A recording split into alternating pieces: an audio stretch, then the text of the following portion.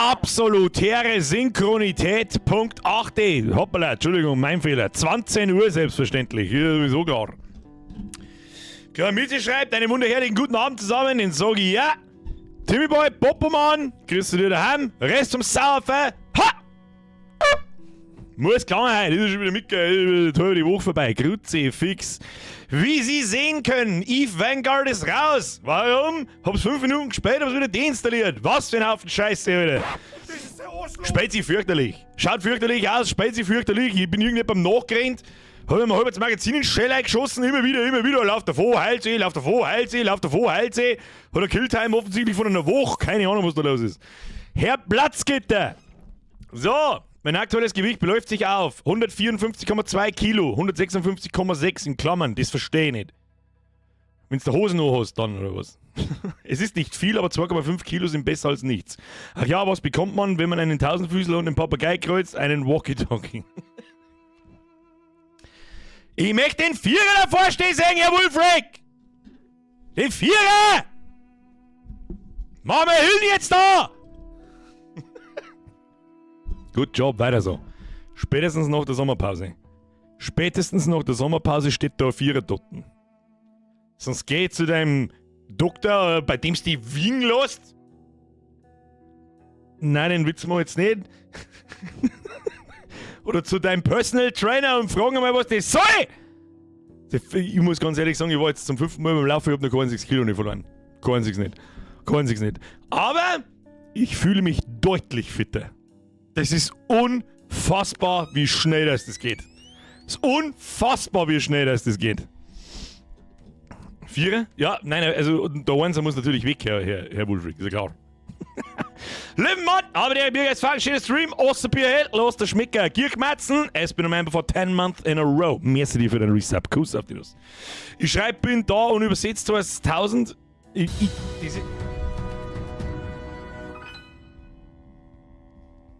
Der Chef.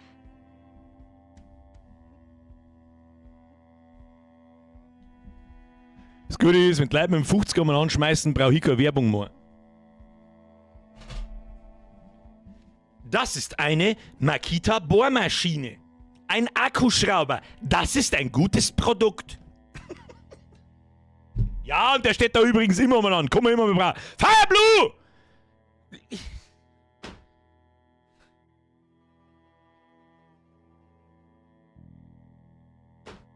What? Ja, aber sonst ist nichts da zum...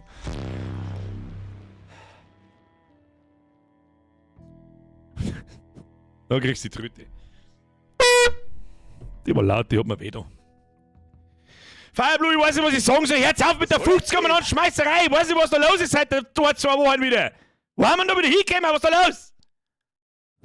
Fix, der zurück. Merci dir. Schluss damit. Firestone, merci für 25 Monate. Der Birger, bin auch mal wieder da. Vielen Dank für die super Unterhaltung und auf einen geilen Stream. Grüße aus Burg-Lengenfeld. Grüße zurück. Der Sprengi. Sprachkurs für Anfänger. Wie bedankt man sich auf Italienisch für die neue Waschmaschine? Mille grazie.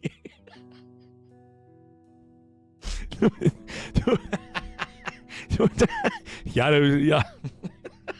Was soll ich sagen, ey? Halt dein Maul. Mike, mir ist wie 86 Monate. Grüß Gott bei der Hand, grüß Gott zurück. Sagst deiner Frau auch gleich einen schönen Grüß an den Rest von den Moderatoren ebenfalls. Merci hier. Herr Cross, merci für deinen Zwickel. Outdoor-Kugel baut bei der Tante am Montag in Wien. Was da die ohne diese Information machen, Herr Cross? Was stell dir das vor, Alter? Stell dir vor, ich darf nicht wissen, dass du am Montag in Wien bei der Tante eine Outdoor-Kugel hingebaut hast.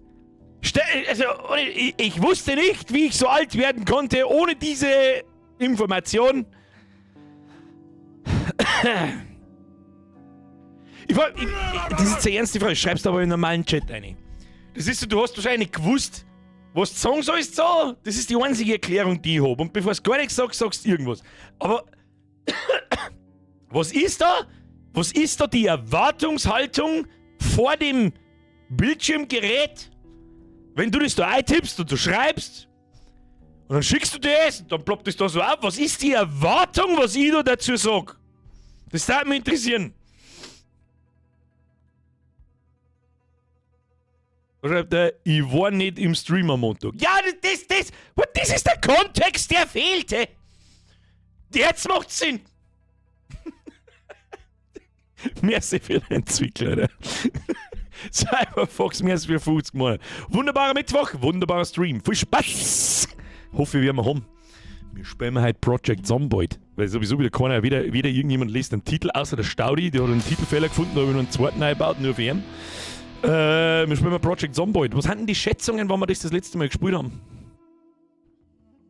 Timmy Boy? Die Breite ist schon wieder, Mess für 53 Mal. Beste Grüße aus Oberösterreich, woher aber auch sonst. Ja, klar. Danke dir. Löwenmann, kannst du mir bitte kurz das neue Update in NX erklären? Hab's noch nicht so mitgekriegt. Ja, stimmt. Seit 2 Tagen tue ich wieder ein bisschen in NX umeinander. Da haben viele Updates passiert. Vieles habt ihr noch gar nicht gesehen. Das ist aber viel Zeug im Hintergrund. Das neue Update, das heute gekommen ist, du kannst in der Abwehrstellung auf dem gleichen Planeten, auch da alle, die nicht NX spielen, die werden sich jetzt wieder denken, hey, was laberst du? NX ist mein eigenes Browser-Game, das läuft da immer noch. Und da ist zwar aktuell eine Chill-Runde, die wird ja noch ganz lang, furchtbar lang laufen. Und damit ich da währenddessen da arbeiten kann und die neue Runden kommt irgendwann, bis in ferner Zukunft. Das lasse ich euch dann schon wissen. In der Abwehrstellung hast du, es gibt Raketen auf deine Kolonie, dann hast du die abfangen können. Das war's, sonst nichts. Kommt der Raketen auf eine andere Kolonie von dir, kannst du mit der anderen Kolonie die Raketen abfangen, aber mit deiner zweiten nicht, mit deiner dritten nicht, mit deiner vierten nicht, mit deiner fünften nicht. Jetzt schon. Es gibt noch keine Reichweitenbeschränkung. Ich weiß das, falls jetzt gleich wieder das Gejammer losgeht oder sonst irgendwas. Kommt aber noch. Jetzt ist erstmal wichtig, dass dies funktioniert. Du kannst in deiner eigenen Kolonie, wenn Raketen kommen, mit der Flak-Munition die Raketen abballern. Du kannst in der Kolonie Raketen, die auf andere deiner Kolonien gingen, die Raketen abfangen. Nur auf dem gleichen Planeten. Natürlich nicht vom Erdplaneten auf dem Magma-Planeten, das macht gar keinen Sinn. Und das Allerwichtigste, das geht jetzt auch netzwerkübergreifend. Das bedeutet, ja, wenn Mitglieder von dir im Netzwerk Raketen auf eine Kolonien kriegen, auf dem Planeten, kannst du ihrem aushelfen und die Raketen abfangen.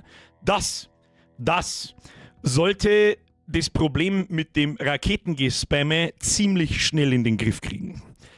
Das ist einmal das wichtigste Update. Ansonsten habe ich ein paar so hier und da kleine Sachen gemacht, blablabla. Gibt es sonst noch irgendwas Erwähnenswertes? Ein paar Fälle ausgemerzt, die noch keiner gefunden hat, so richtig. Ein Haufen Fälle ausgemerzt aus der To-Do-Listen. Das ist so mein Programm, um wieder ein bisschen reinzukommen. Was genau, weiß ich jetzt nicht mehr auswendig, aber ist so wurscht. Birger, hast du mal einen Skate-Shop in London gehabt? Der Bekannter von mir hat gemeint, dass er bei dir mal im Shop war und hab's ihm nicht geglaubt, weil ich das noch nie gehört habe, dass du einen Skate-Shop gehabt hast. Richtig, von 2012 bis 2018. Oder 19. Ich weiß es nicht mehr. Irgend sowas. Hatte ich. Schaust du. Da war auch übrigens die erste Begegnung mit jemandem, der mich über YouTube kennt. So. Da hat mich noch keiner so, also da hat mir die breite Masse, sag ich mal, noch nicht gewusst, wie ich ausschaue. Und dann stehe ich so im Geschäft da drin und da war ein Mo. Weiß nicht mehr, wer es war, also wurscht, der hat irgendwas angeschaut und ich habe mich ein bisschen mit dem unterhalten und bla bla bla und Abitere und keine Ahnung was. Und irgendwann hat er gesagt, schau mich so. Bist du der Birger? Und dann sag ich so, da war's noch ganz nice, so, also ich sag, ja. Oh, ich glaube, ich kenne dich aus seinen Videos, du hast genau dasselbe Stimme. Oleg, du redst ja genauso wie in die Videos. Ja, was meinst du, wie ich rede?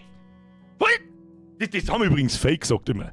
Oh, du redest genauso wie in die Videos. Ja, was hast du denn gemeint? Das ist Stimmverzerrer in meine Videos hernehmen oder was? Sag! Das war eine kurze Anekdote aus der Vergangenheit. Timmy Boy, merci wieder in die Scheiße kannst du selber lesen. Speckmeister, merci wieder in Zwickel, habe miteinander. Habe zurück.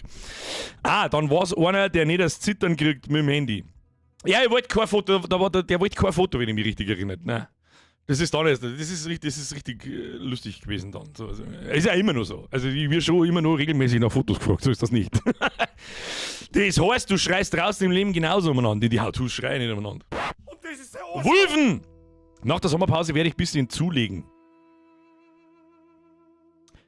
Wulfric, ich als dein Personal Trainer sage, das ist nicht so gut. Da muss ich ja nicht studiert haben, da muss ich nicht Sport studiert haben, da muss ich nicht Ernährungswissenschaften studiert haben oder gelernt haben oder sonst irgendwas, sondern ich sage einfach so frei weg heraus. Ich glaube, es ist nichts. Im Sommer ist das Summer Breeze und ich bleibe ein 6-Tages-Festival nicht nüchtern, also werde ich vermutlich über das Festival zulegen. Ein Bier hat schließlich 12 Carbs. Ja, was hast du denn Schnaps? Ich verstehe die Frage nicht. Also ich verstehe die Frage einfach nicht.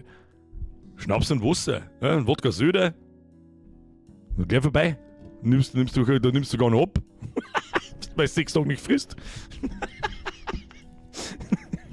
Herr Graf! Der Landgraf, Entschuldigung. Yes, für 42 Monate und dein Reset. Luna, du bist mir gerade hochgegangen. Haben du das eh? Wo haben wir heute wieder eins rausgekriegt? In was weiß ich? Quantentheorien. Ob der Bürger geht, falls Smiley mit Freudentränen Smiley. Mein Verlobter überlegt er das nochmal. Überlegt euch das einmal nochmal gut. Wie alt hat sie es? Hat sie nicht Anfang 20, oder? Überlegt euch das wirklich nochmal gut. Was weiß ich schon, aber überlegt es euch nochmal gut. Merci für deinen Sechser, viel Spaß, hau dir im Alten auf den Arsch. Einfach so, was du kannst. Milchmaster, merci für 8 Monate. Miss Vaping Hobbit, merci für 87 Monate. Holy shit, bin ich lang dabei, das ist absolut richtig. Auf einen schönen Stream, Hashtag Frauenquote.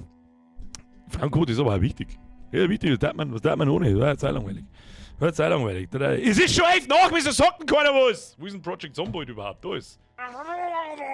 Starte mal das verdammte Spiel. Timmy Boy sagt, du bist der Letzte. Das ist unfair, dass du meins nicht liest. Das schreibt man mit 2 S und davor geht ein Komma hin, du Rechtschreibbehinderte. So, wir sperren jetzt ein Lötzern aus.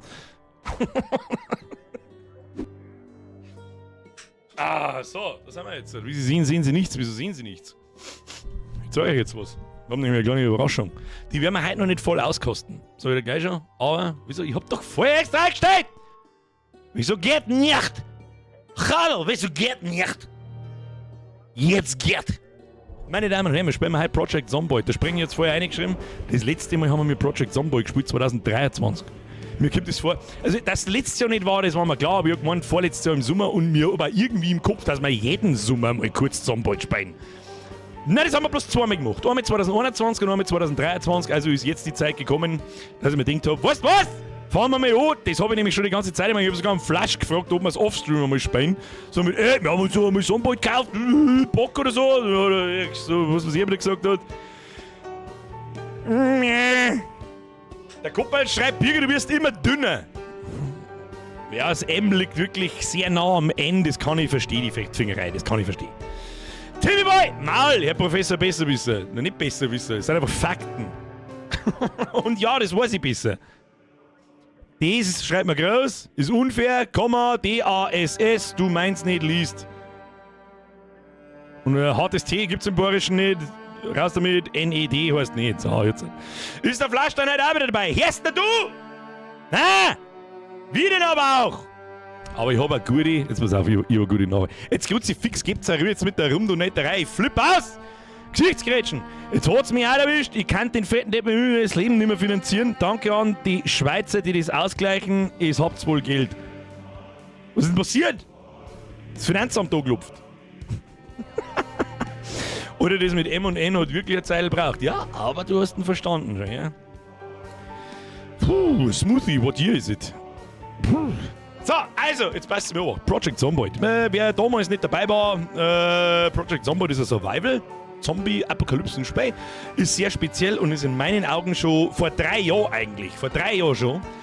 Das umfangreichste und eines der besten Zombie-Survival, Open World, was auch immer, Spiele gewesen. Vor 3 Jahren. Ich bin gespannt, wie sie sich weiterentwickelt hat. Ich habe keine Ahnung, was wir mir damals für eine Version gespielt haben. Mittlerweile sind wir bei Version 41.87, 78, 19, irgendwas. Und weißt du, was echt eine gute Sache ist? Das werden wir heute noch nicht voll auskosten, aber bloß, dass es schon einmal, weißt du schon, damit du es schon einmal gesehen hast. Wenn es immer noch Spaß macht. Wir gehen nicht auf Einzelspiele, meine Damen und Herren. Wir gehen nicht auf Einzelspiele. Wir gehen hier auf Online. Und wie Sie da sehen können, haben wir hier Busens Budenbürger. Kann passiert sein, dass ich mir da kurz einmal schnell für die nächsten 30 Tage einen Server geleistet habe. Kann sein, ist passiert. Habe ich mir gedacht, bevor der Erste wieder reinschreibt, der ist nicht so. Was ungefähr genauso grenzdebil behindert ist wie ein Hebelkauf mit Ketchup. Du, der Radler trinkt. Da dachte ich mir, weißt du was, aber der mir gar nicht lange an. Keine Mods, nix, fucking nothing. Einfach rein, Vanilla-Version. Ich kenne das Spiel sowieso nicht so richtig. Wird schon passen. Was soll man da jetzt lernen? Drück auf Verbinden und nicht der Fotz, du fetter Trottel. Maxi! Mehr für 52 Monate, sagt er. Bisher der längste Mietvertrag, den ich bisher habe. Freiwilliger Mietvertrag. Muss man dazu sagen. Ist das die Unstable Version? Ich wüsste nicht. Ich wüsste nichts davon.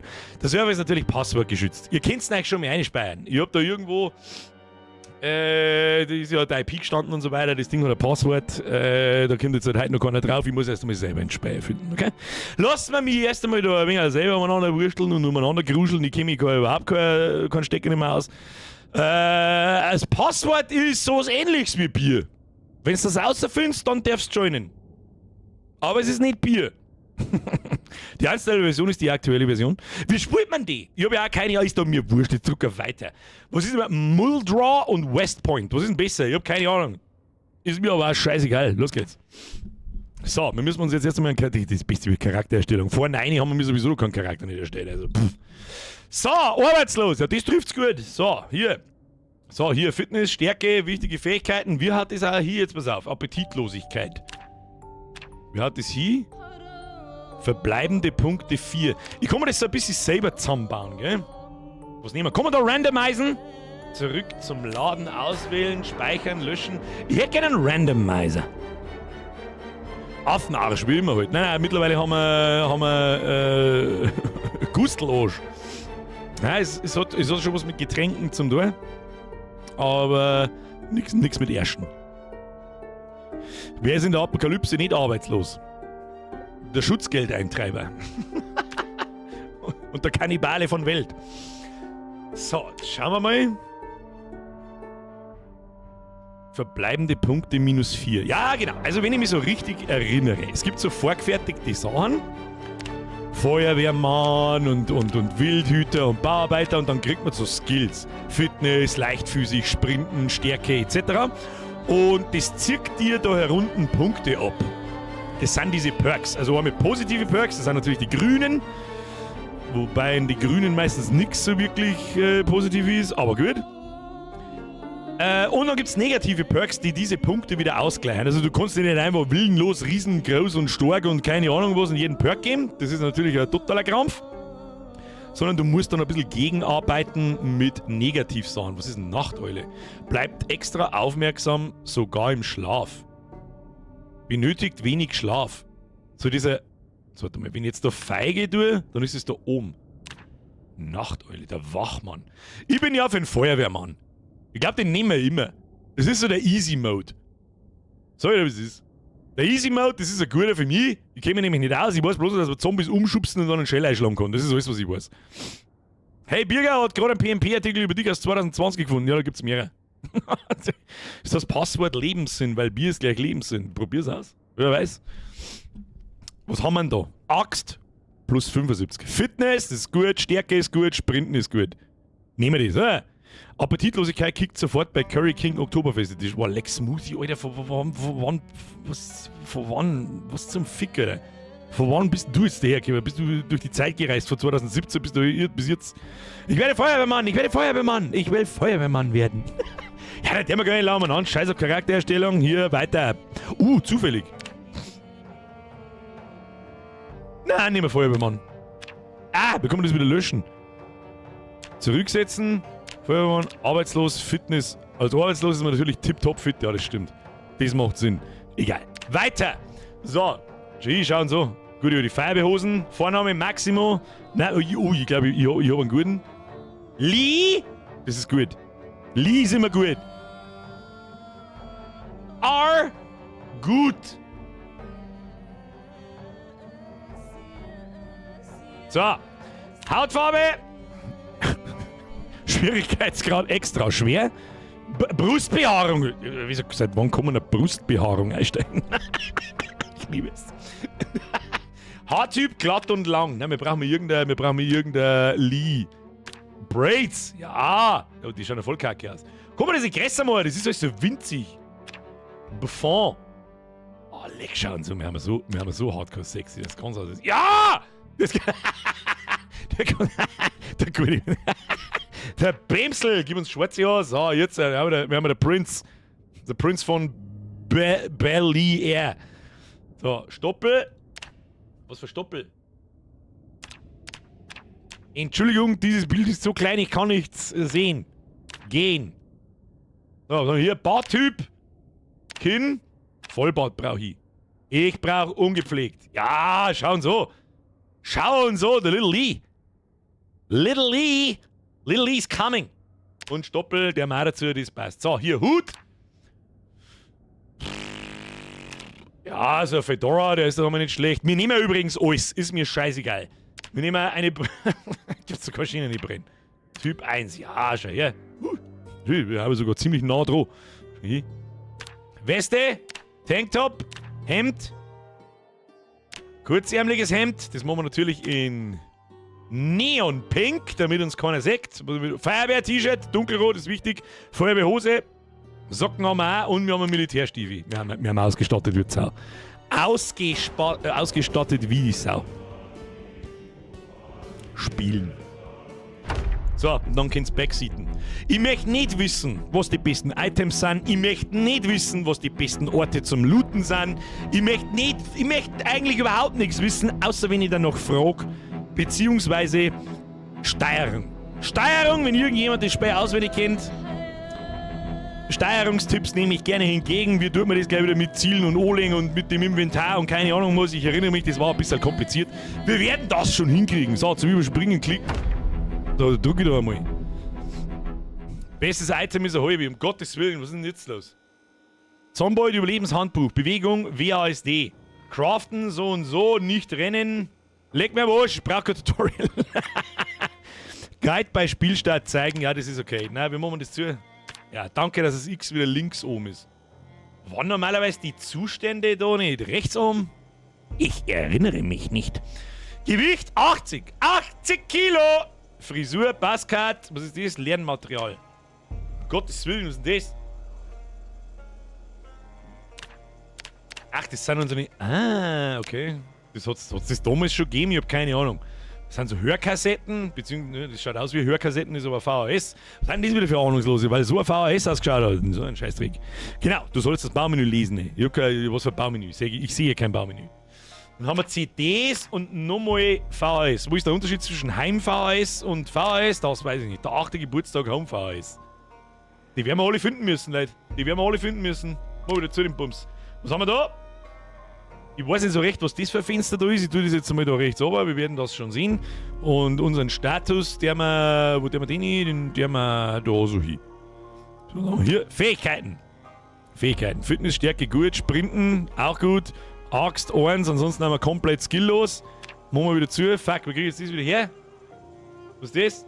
Weiß ich nicht. Client, Benutzermenü, Gruppe erstellen, Tickets, Servereinstellungen betrachten. Das machen wir irgendwann einmal. Map! Seit wann haben wir Map? Naja gut, dann haben wir halt eine Map. Was ist das da? Das ist zum Nehmen, Platzieren, Drehen, Demontieren. Was ist das da? Das ist das Crafting-Menü. Ja, kriegen wir auch irgendwann hin. Sag mir, verhungern die da eigentlich langsam? Jetzt haben wir schon... Ah! Die stehen auf... Nein, die stehen vor der Haustür! Moment da! Okay, auf Leertasten. Scheiße, die müssen wir einer lassen schubsen. Die müssen wir einer lassen... Machen wir mit dem Vorhang zu. Wie tut man das? Fenster öffnen, Fenster einschlafen, Vorhänge zuziehen. Vorhänge zuziehen. Machen wir zu jetzt da. Machen wir zu jetzt da. So. Die werden schon nicht kommen. So, wie durchsucht man Sachen? Ah ja, da schon her, ein Küchenmesser. Kannst gleich mal her. Du gleich wie ein Kugelmesser. Zur Not stechen wir es ab. Was haben wir hier? Rangiergabel, Teller, Bechern. Ah, da hat man durchschalten können. Okay. Frischer Gartensalat, Gewürzgurken. Frisch umgekocht, gefrorenes Hackfleisch. Was haben wir da noch? Da haben wir nichts mehr. So, jetzt gehen wir mal auf. Ja, das war klar, dass du einer kommst. So, ich muss dich jetzt leider schubsen. Das hilft alles nichts. Ja, und dann... Hat's die schon. Ja, machen wir da mal lieber den Vorhang wieder auf. Vorhang offenen. Stopp. Warte mal. Nein, nicht. Geh weg. Geh weg. Voll zusammen. So, bravi. Das weiß ich noch. Erstmal ein Schellei drehen. Wird da nur irgend so ein Hamm da halt raus, oder? Tu mit Glas entfernen. Das weiß ich auch noch, dass man das da hat können. Leiche nehmen, zerbrochenes Glas entfernen. Du erfordere einen Gegenstand in deinen Händen. Wir Inventar von Leergut. Wir nehmen das Küchenmesser gleich wieder. Wir nehmen das. Gürtel links favorisieren. Das muss man doch dann da so oberziehen, oder nicht? Das ist am Rücken, also das Gürtel links. Und der haben wir doch dieses Mal Gürtel links. Gürtel links. Und dann. Ah, jetzt haben wir Messer. Ja. So, brauchen wir das Glas entfernen. Da werden wir uns schon nicht gleich direkt steigen, jetzt machen wir Vorhang wieder zu. Vorhang zuziehen. So, da müssen wir auch nicht brädeln, habe ich gesehen. Aber ich glaube eh nicht, dass das unser Lager ist. Also. Bin mir nicht sicher. So. Was haben wir da? VHS Exposure Survival Episode 1. Elektrotechnik Band 1. Nehmen wir! So. So. Zeitschrift, ob die was kann, das weiß ich leider nicht mehr. So, was ist da? Irgendeine baut schon wieder was eingehaut. Wo ist denn? Wir kommen laufen. Ah, da. So, jetzt passt du mir auf. Halt zusammen! Zusammen, halt fest! Ah! So, wunderschön. Haben wir schon erledigt. Haben wir schon wieder drinnen. Herr Gerald von Plötze, Messer für 24 Monate, Herr Phänomenal, Messer für 41, Maxi, Messer für 52. Schluss mit der Rumdonnerei jetzt. Wir surviven jetzt. Kann man Bücherregale durchsuchen? Ja, tatsächlich. Kfz-Mechanik-Band, Landwirtschaft-Band. Nehmen. Wo sehe ich denn mein Gewicht? Sehe ich irgendwo mein Gewicht? Sehe ich irgendwo mein Gewicht? Ah ja, da, 5,56 von 14. Okay, was haben wir im 200? Das Magazin für Metallbau, Ausgabe 4. Nehmen. Müssen wir auch was lernen schließlich, ne? Haarspray, Lippenstift. Pflaster nehmen. Bandage nehmen. Scheißpapier brauchen wir nicht. Haarspray brauchen wir auch nicht. Haargel. Laken. Das kann man vom Fenster hängen, wenn ich mich richtig erinnere. Das nehmen wir jetzt einfach einmal. Ich habe keine Ahnung, für was ein Haargel gut ist. Kann man doch nicht alles nehmen? Naja, das kriegen wir schon. Ja, genau, das ist der Boden. Kann man aus dem Scheißhaus dringen. Waschen, du selber, alle Kleidung. Alle Kleidung waschen. Alles muss gewaschen werden, wir haben ein Zombie-Blut an uns, ist nicht gut. Baust du einen Drescher, dann ist gleich Ruhe. Ich weiß nicht, ob ich einen Drescher bauen kann. Wir haben auch nie geschafft, dass wir ein Fahrzeug kriegen, gell? Aber mei. So, waschen, du selber, was kann man sonst noch alles machen? Trinken. Durst, minus 7,7, Unbegriff. Wo ist denn mein Statusfenster? Weiß irgendjemand, wie ich mein Statusfenster wieder herkriege? Da ist mein Statusfenster. Fitness, Kniebeugen, Regelmäßigkeit, 10 Minuten. Weißt du was, machen wir mit Kniebeugen? Wie kann man das machen? Zack. Und jetzt macht der Knie... Ist das gut? Und das meine ich. Ich mag diese Detailverliebtheit. Du kannst in dem Spiel so viel Scheißdreck machen und so viel Scheiß ist wichtig. Und es kann die ganze Zeit gut laufen und auf einmal machst du einen Fehler, dann bist du wieder hier und weißt du, was ist. So, Fähigkeiten. Hat sich da irgendwas bis jetzt verbessert? Ich hab doch geschlägert, nicht? Ach du Kacke. Ja, wir brauchen Jacken, Handschuhe, anständige Hosen brauchen wir. Temperatur, Debug. Was heißt das? Unangenehm heiß. Ruhe dich irgendwo aus, wo du weniger Hitze ausgesetzt bist. Durst erhöht. Da kannst du mich im Arsch lecken. Ich habe jetzt einfach mal 10 Minuten da ein wenig Training gemacht. Jetzt chill mal. Was ist denn das für ein Zimmer ohne irgendwelche Sachen drin? Gehen wir da noch rein. Ob es da was zum Looten gibt. Looten und Bluten. T-Shirt, Boxershort, rote Streifen. Warum keine braunen Streifen? Jeans, BH, Ohrhörer. Weiß ich nicht, ob man das brauchen kann. Seit wann haben wir überhaupt direkt eine Karten bei uns? Ist auch interessant. So, jetzt müssen wir ein wenig schleichen. Wie duckt man sie? Auf C? Ah, auf C tut man schleichen schon hin. Ja, ich erinnere mich schon wieder. Kriegen wir schon. Da ist ein Zombie-Sepp. Scheiße, die Zombies kann man ja looten. Hab ich total vergessen. Du mich looten? Slip. Kann ich mir den als Hut aufsetzen? Wahrscheinlich nicht. So, gehen wir noch mal rein, müssen wir die Zombies noch mal looten. Da müssen wir ja irgendwie eine Base erspähen. Warte mal. Schuhe, Tanktop, Socken, Pullover, Bloody, den will ich nicht. Holzfällerhemd, Bloody will ich auch. Da hat da keiner eine Uhr drauf von den Affen, oder was? Socken, T-Shirt, Streifen, Schuhe, das sind alles Zipfel-Zombies. Sicherheitspumpgun wo? Da müssen wir ein Polizeirevier oder irgend sowas finden. Aber jetzt schauen wir erst einmal da rundum. Jetzt machen wir das wieder zu. Wie machen wir das zu? Jetzt. Ja, das ist gut. Da in das Heisel gehen wir um. Da liegt der Zombie. Da liegt der Zombie Sepp. Schauen wir mal, ob der aufsteht, wenn ich da so vorbeischleich. Da ist auch Zombie Sepp. Schon ein wenig aufpassen. Der Gustl schreibt Passwort her. Hätten wir wohl gern. Ah, jetzt müssen wir erst. Erst müssen wir wieder schubsen. Ich schub's nicht stehen, du Huren! Komm! So, und dann schauen wir es uns genau.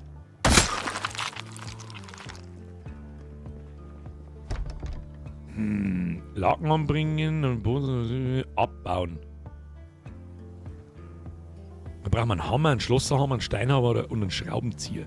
Braucht man das und? Also braucht man zwei Werkzeuge dann, wenn zweimal Werkzeug dort steht?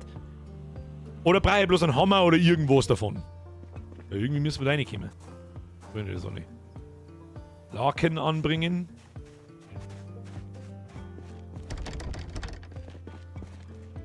Den Zombie-Seppen, den bringen wir auch noch schnell um.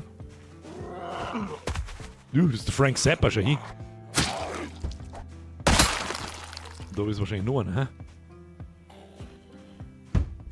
Der hat ein Messer im Kreuz schon hin.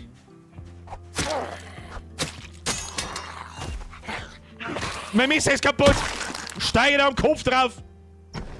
Ha, da geht's finster auf schon hin. Hoppala. Gibt's denn einen Shortcut dafür, dass ich das da anschauen kann? Pullover mit V-Ausschnitt, der ist noch gut. Jacke, bloody! Aber nimm die Jacken einmal mit, die können wir auch waschen, oder? Kann man einzelne Items waschen? Wir werden sehen. Wir werden es herausfinden. Meine Damen und Herren, wir werden es herausfinden. Schuhe, Socken, Tanktop, Rundhalspullover, Buttermesser, lieber Stiche, mit dem zu als mit gar nichts. Das Küchenmesser können wir am Boden schmeißen. So, zack. Easy. So, jetzt gehen wir wieder rein. Wie kann man da durchgehen? Fenster schließen, durchklettern. So, Fenster schließen. Vorhang zuziehen. Aber im Haus muss man ja auch aufpassen, hat's geheißen, ne? Also, ich tue jetzt das da mal ganz rechts oben. Das auch, damit ihr das anständig seht. Hoppala. Say, Test. Bürger say, Test. Ich wollte bloß mal einen Surfer testen. So, was haben wir da? Was haben wir hier? Gabel, Dosenöffner, Schund. Oh ja. Frisch ungekocht, tote Ratte. Na, die will ich nicht.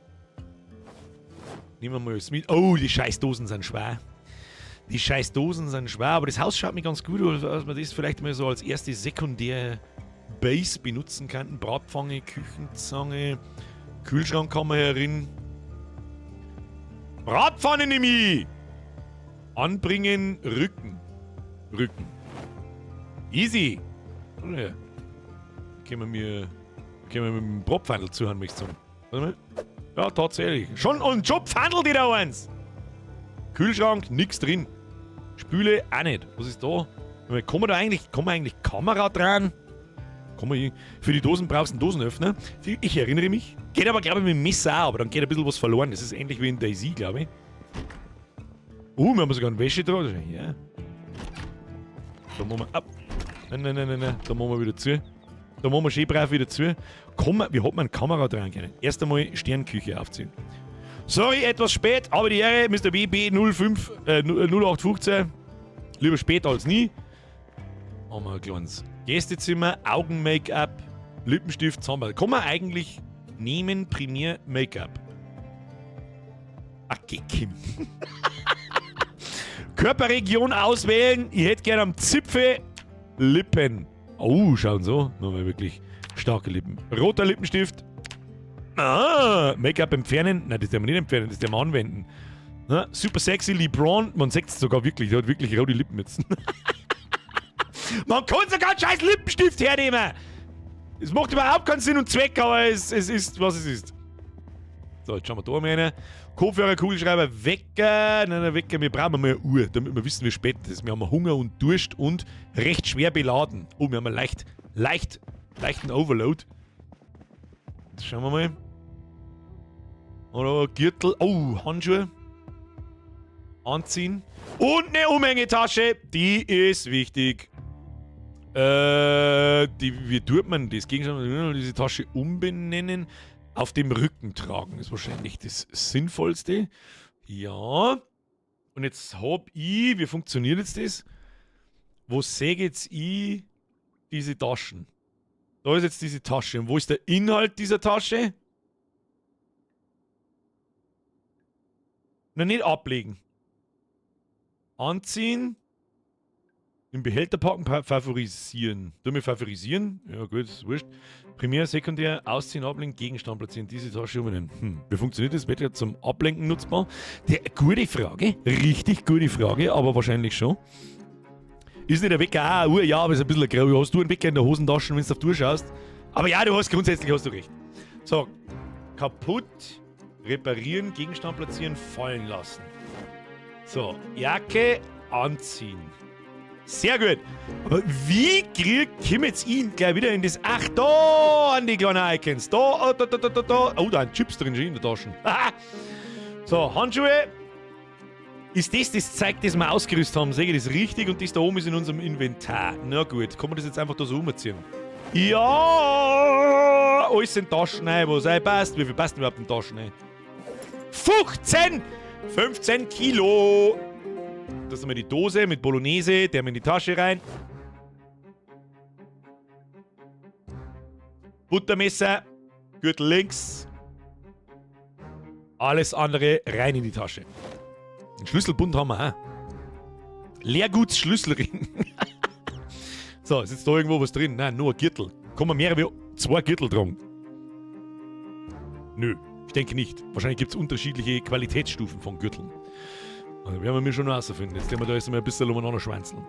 Wir müssen mal unsere Jacken einmal waschen. Kreuzworträtsel, Schmerzpillen, nehme ich. Wecker, nehme ich. So, kommen wir jetzt am Wecker einmal nachschauen, wie spät das ist. Auspacken, favorisieren, primär ausrüsten, fallen lassen, Gegenstand platzieren, Wecker stellen. Man kann einen Wecker sogar stellen. Primär ausrüsten kann ich, da habe ich dann recht so. Dann habe ich. Verdammt nochmal, dann habe ich. Dann schlage ich halt zusammen mit dem Wecker in der Hand. Das ist mir wurscht. Ist mir wurscht. Da haben wir gar nicht lange umeinander. So, jetzt mal so wacht. 5 leeres Notizbuch, brauchen wir alles nicht. Brauchen wir alles nicht. Hoppala, falsche Richtung. Dann haben wir da noch ein Deal. Was soll denn das sein? Zeitung, die brauche ich auch nicht. Dann hätte ich vorgeschlagen, was wir jetzt tun? Jetzt machen wir da zu. Dann, es ist 21:10 Uhr. Jetzt müssen wir mal was essen. Jetzt essen wir was und trinken wir was. Da müssen wir aber in die Küche gehen. Oder da reingehen. Trinken! Schlürp, schlürp. Dann haben wir da hier Pflaster, Bandage, ab in die Dash. Haarspray. Kann ich das eigentlich auch benutzen? Sekundär ausrüsten. Und nu? Warte mal. Haarspray. Rechtsklick. Gegenstand platzieren, fallen. Ja, mit dem kann man leider nichts machen. In Behälter Parkenschrank. Was haben wir da? Nix. Ist im Scheißhaus was drin? Nö. Wunderbar. Kostet aus der Kloschüssel dringen. Herr Marder, nur für die. Rechtsklick. Trinken. Ja, kommen. Die haben alles bedacht. Man muss auch sagen, ich glaube, das Spiel ist mittlerweile seit 15 Jahren in Entwicklung. Wir lassen uns nicht von der Grafik blenden. Aber weißt du, was wir mir jetzt tun? Wir setzen uns jetzt daher. Wir lassen das Licht aus. Beziehungsweise wir platzieren unsere Laken. Laken an die Fenster. Damit es nicht rausleicht. Das ist ja draußen schon finster. So, hier Laken zuziehen. Das ist fürs Erste unser Nacht. Noch nicht Fenster einschlagen. Laken anbringen. Ich liebe dieses Spiel. Frag mich nicht warum. Ich hab da einfach heute irgendwann mal den Bock gehabt, so, weißt du was, ich mag halt ein ruhiges Spiel spielen, einfach gemütlich dahin. Und vielleicht kriegen wir das hin, dass wir das den ganzen Juli noch spielen bis zur Sommerpause. Und damit es vielleicht nicht ganz so eintönig ist, weißt du, was wir nächsten Montag oder Mittwoch halt dann deren Community-Zock. So schaut's aus. Vorhänge zuziehen. So, dann gehen wir da her, kann man da zusperren, Tür schließen. Machen wir mal alle Tieren zu. Das ist nicht ganz so auffällig. Machen wir da zu. Dann machen wir das Licht an.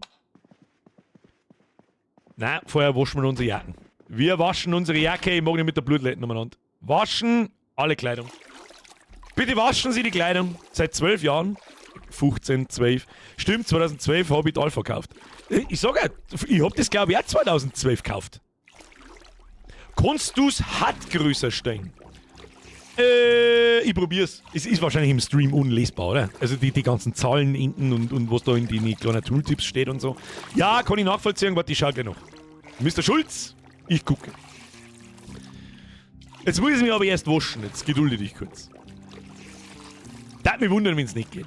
Ach ja, Birger, wenn du drückst, kannst gleichen. Du meinst aber nicht C. Hab ich rausgefunden. Wulfrig hat wieder nicht zugehört. Vorher bin ich schon ums Haus geschlichen. Was waschst denn du da?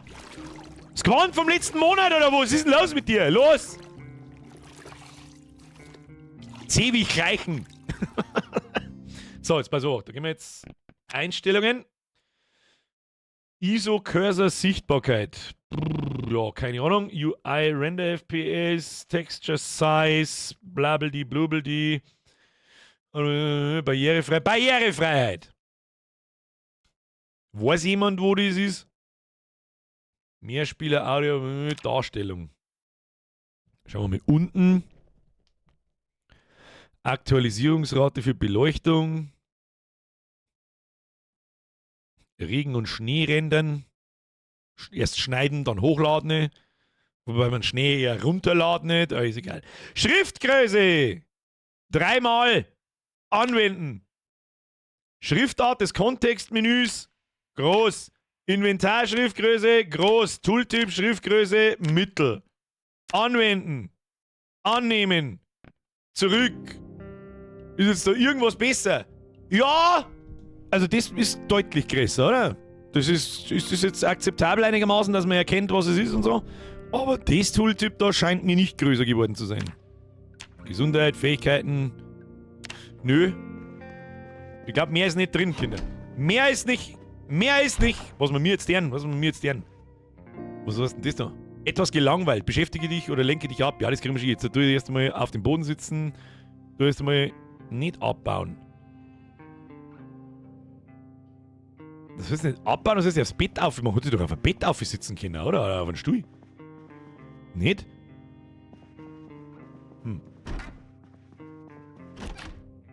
Ich wollte mir jetzt eigentlich hinsitzen und irgendein so ein Buch lesen. Für 2 Stunden. Wieso geht das nicht? Hat da irgendein alter Programmer irgendeinen Tipp? Gab's nicht so ein Radialmenü? Na, von einem Radialmenü weiß ich nichts. So, warte mal. Wenn ich die rechte Maustasten halte, dann kann ich mich da so drehen und so. Großes Bett aus Eiche, Tür. Goalie! Da muss ich jetzt schnell auf Escape drücken, weil der Goalie hat leider in der Mitgliedschaft einer geschissen, währenddessen der Lords aus waren. Achtung!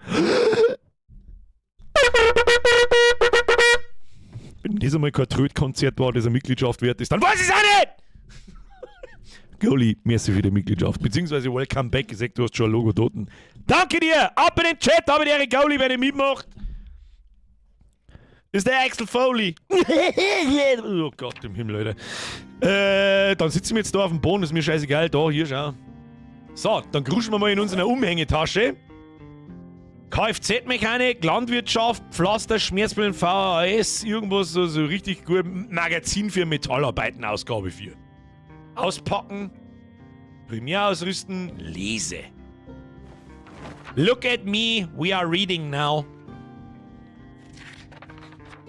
Die Frage ist, wie lange das dauert, weil wir haben ja auf dem Server, das ist keine Einzelspielergeschichte mehr. Ich glaube, ich kann da nicht die Zeit schneller vergehen lassen. Was, die Zeitung haben wir jetzt schon gelesen?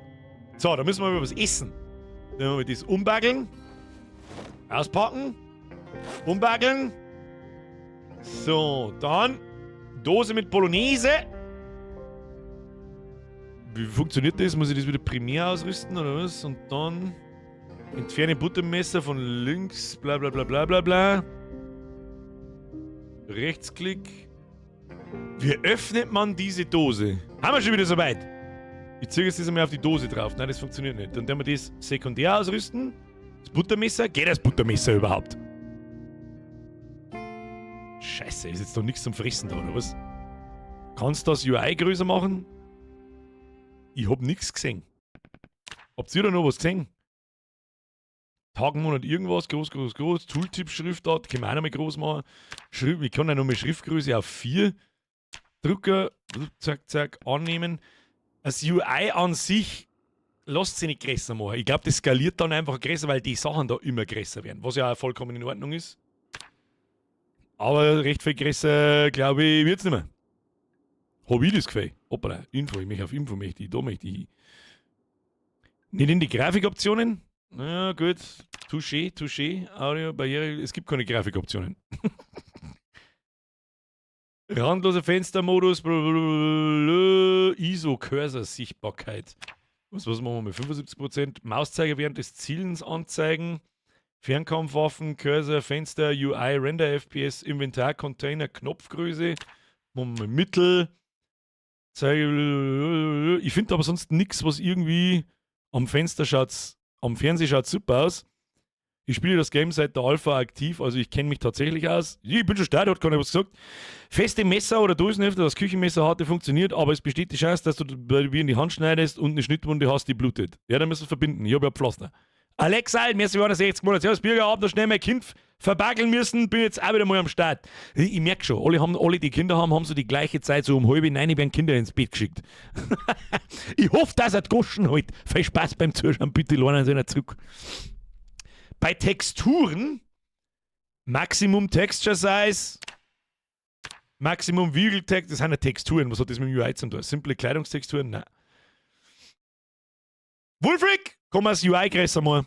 Zoom bei Kamera. Kamera während der Fahrt schwenken, Schwenkkamera. Das glaube ich ist nicht das. Das zeige ich dir jetzt gleich, was da wahrscheinlich gemeint ist damit. Achtung.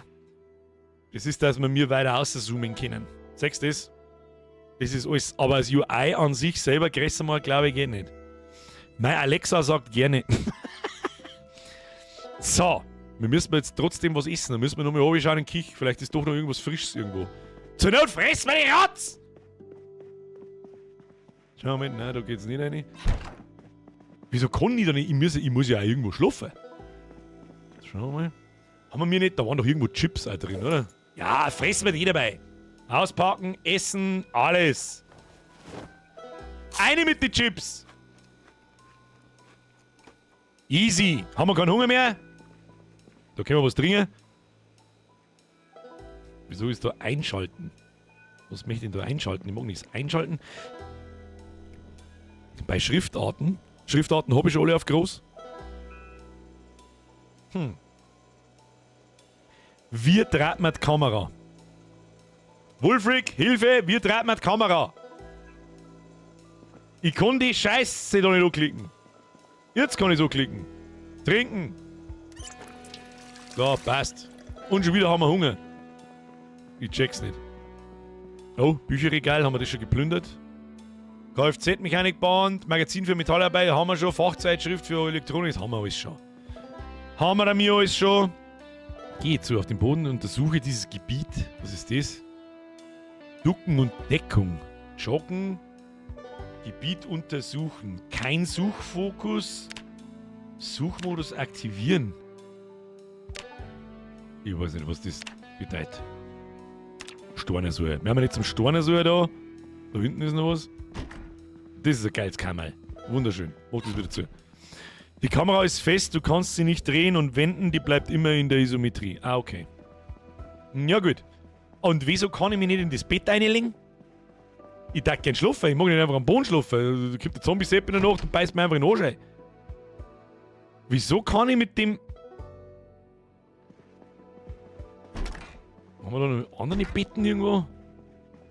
Geh zu. Ja. Boden sitzen, untersuche das Gebiet abbauen. Weil du auf einem Online-Server bist, da ist Schlafen meist von Natur aus deaktiviert. Ach so.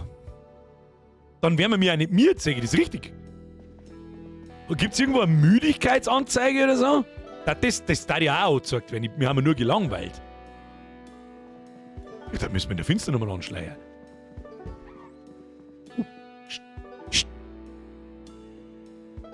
Ich glaube, ich habe irgendjemand an der Glasscheibe umeinander gereingehört.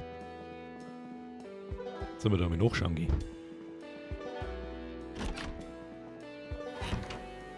Ich zoome ein bisschen raus. Dann gehen wir zum nächsten Haus da oben. Die haben eine geile Grillterrasse. Irgendwo klopft da ein Zombie an dir. Ich schleiche mir jetzt einfach dumm, ist aber schon gescheit finster. Gibt's da Taschenlampen oder so? Ja, das ist wirklich schon sehr finster, du. Man kann da durch die Stauen durch, okay. Ja. Schauen wir, ob nur, weiß ich nicht, ob nur ein Gickelhax in... Was hat der dabei? Polizeishirt. Da schau her. Ein Polizisten. Schrotflinten hast du wieder nicht dabei gehabt. Vollidiot. Haben wir einen Grill? Schau mal. Ja. Ich mag auch jetzt da ungern... was hat jetzt da so geschäbert? Ich höre einen Zombie grunzen. Durchklettern. Die Laken hätten wir wieder mitnehmen können, aber da findet man schon noch weh. Jetzt müssen wir da bloß ein bisschen aufpassen. Da ist schon gescheit finster, du. Wo hauen denn die umeinander? Wo wird denn da wieder umeinander gehauen? Sagt man das nicht normal auch? Da wackeln doch dann auch. Schauen wir da rein. In die Regale ist nichts. Oh, im zweiten Stock um vielleicht, hä? Gehen wir mal normal. Ja, wenn wir natürlich nicht schlafen müssen, das ist eigentlich auch nur gut für den Stream, hätte ich gesagt habe. Du Wichser! Oh, ich muss mich jetzt nur ein bisschen an die Steuerung gewöhnen, damit es ein bisschen schneller geht. Das wird doch nicht normal... Ah ja.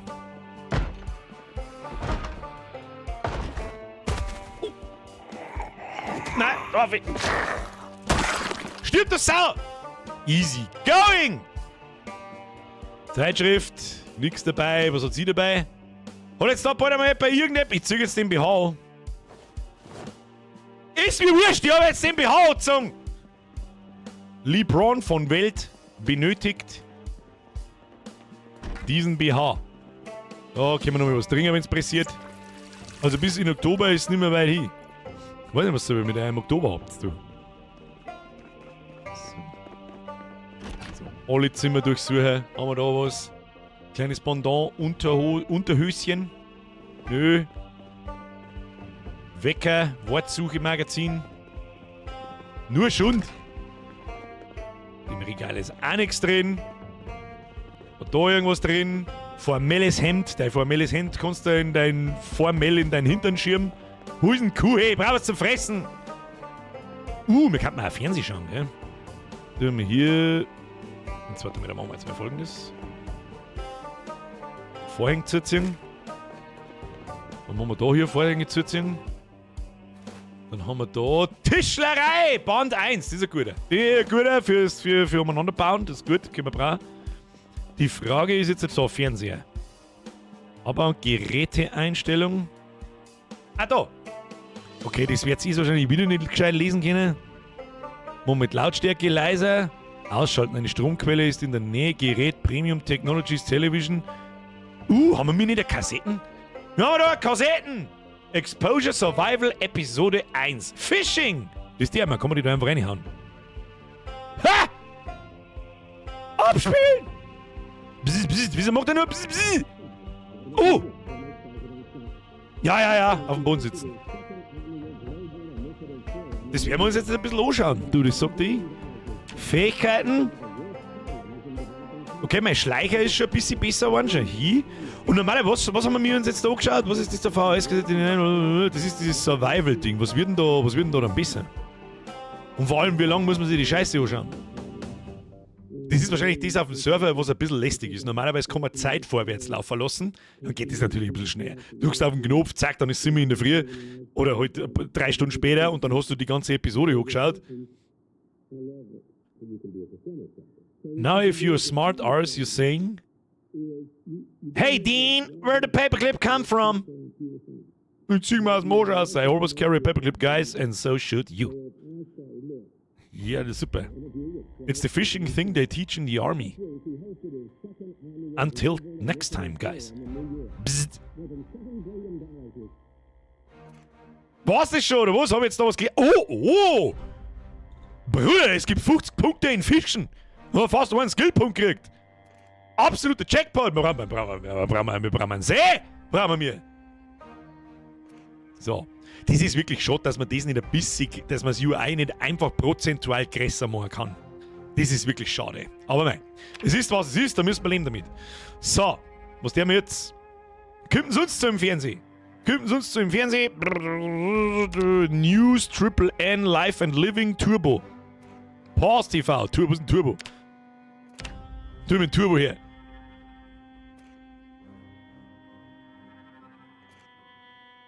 Der Turbo-Kanal, glaube ich, der geht nicht. Life and Living, einstellen.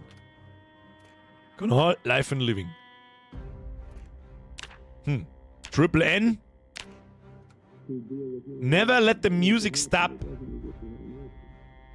Also da spielt Musik zur Unterhaltung, nehme ich an. Wenn du so gelangweilt bist oder so. Was haben wir in den News? Have you tried new Orange Light Pub? Was soll das sein? Es wird immer Amerikaner-Kacke zum Trinken. Der Shandi schreibt, was halt bei dem Spiel irgendwo auch schön ist, dass du halt die Filme, Bücher ganz neu ziehen musst und nicht nur draufklicken und dann hast du den Skill. Das meine ich mit der Detailverliebtheit. Das macht einfach alle paar Jahre, macht das Spiel einfach Spaß. Ich sitze da, wir haben nur eigentlich, es gibt ja auch kein Ziel so. Das Ziel ist wirklich, überlebt die Scheiße. Fertig. Gefällt mir. Mag ich. Muss auch sein. Haben wir nicht fertig. Geschirrtücher, getrocknete Kidneybohnen und Pasta und fertig Popcorn. Nehmen wir alles mit. Wir nehmen alles mit, wir haben Nomaden. So, jetzt werden wir wahrscheinlich... Oh, was ist das? Du bist etwas schwerer beladen. Das stimmt. Das stimmt. Aber wir fressen jetzt erstmal Kidneybohnen. Dann soll jetzt das wieder regeln. Ja, wir schwachen getrocknete Kidneybohnen. 2 Kilo. Hab jetzt 2 Kilo Bohnen gefressen, oder was? Oh, müssen wir die vielleicht zuerst kochen oder so? Kann man Nudeln einfach so fressen? Ihr habt zu mir gesagt, die scheiß Nudeln kann man einfach so fressen. Das war ein Podcast, wenn ich mich recht entsinne. Was haben wir jetzt da alles? Damit ist da wieder weg. Fernsehen brauchen wir nicht mehr. Da machen wir auch das kleine Fenster wieder her. Etwas unglücklich, finde ich einen Weg, dich aufzuheitern. Durstig, sehr gut gesättigt, unangenehm heiß, ruhig dich irgendwo aus, wo du weniger Hitze ausgesetzt bist. Vielleicht sollten wir mal irgendeinen Schund ausziehen. Tu mal BH fallen lassen. So, Feuerwehrhose, Feuerwehr-T-Shirt, Jacke, kurzärmeliges Hemd, weg mit dem Hemd. Weg mit dem Hemd, brauchen wir nicht 3. Ich habe mir noch mehr... Das denkt doch, bist nass. Wieso ist das nass? So, schauen wir schon gleich viel besser aus. Wunderbar. So, dann werden wir hier mal trinken. Und dann Grillbürste, Gitterpfanne, Backform, Spatel, Teekessel. Wir könnten eigentlich kochen, gell? Was ist denn das? Schlamm. Suche einen Unterstand oder du fängst dir den Tod. Hä? Was ist denn da los?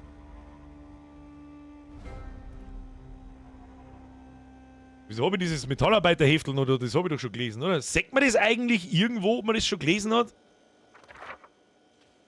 Sagt man eigentlich irgendwo, was man bereits gelesen hat, damit man es nicht nochmal liest? Und eigentlich müsste doch da beim Lesen auch irgendwelche Skills durchgehen, oder nicht? Die müssen doch da irgendwo besser werden dann. Verstehe ich nicht. Wirf's weg, jetzt habe ich schon zweimal gelesen. Birger, du kannst aber die Auflösung reduzieren, dann wird es größer. Ja, aber dann kriegen wir alle Augenkrebs. Aber das probieren wir jetzt mal, weil da war ich mir gar nicht so sicher. Da wäre ich mir gar nicht so sicher, meine Damen und Herren.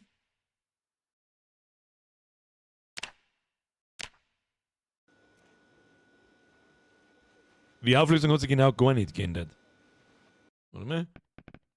Einstellungen. Wieso? Nochmal Vollbild. Anwenden. So. Deswegen eine größer. Ist deswegen leider auch nicht größer. Ich fürchte, wir können dieses Problem nicht beheben. 2 Kilo Bohnen fressen, dann macht Unterhosen Feierabend. Da ich glaube ja nur Ersatzunterhosen aus dem Rucksack mit. So, dann haben wir das einmal da, also Fähigkeiten. Das muss da so bleiben, weil wenn ich das jetzt mal Knotz Hits, your style, your music.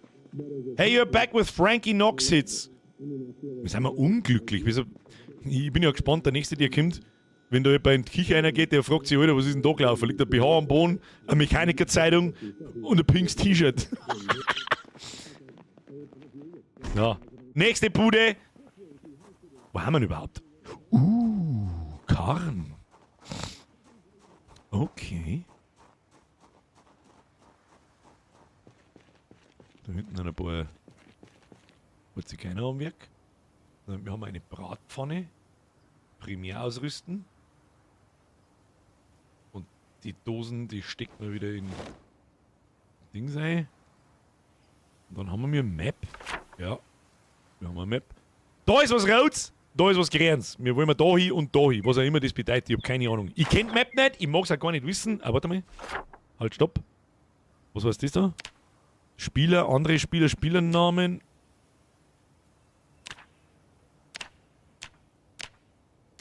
Ja, ich glaube, dass mir wurscht ist. Was ist das? Center.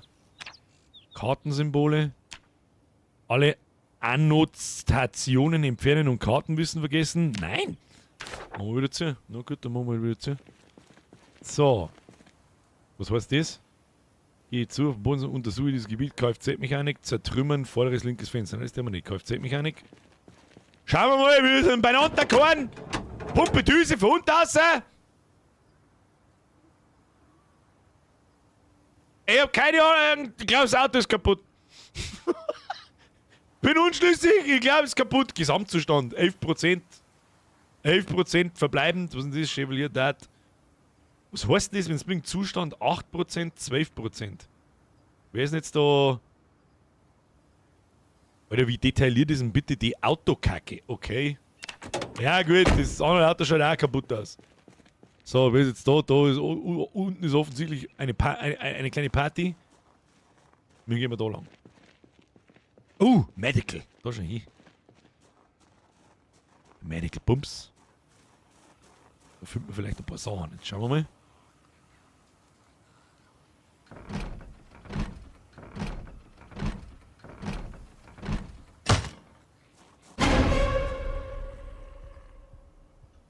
Da war ein Doktor drin!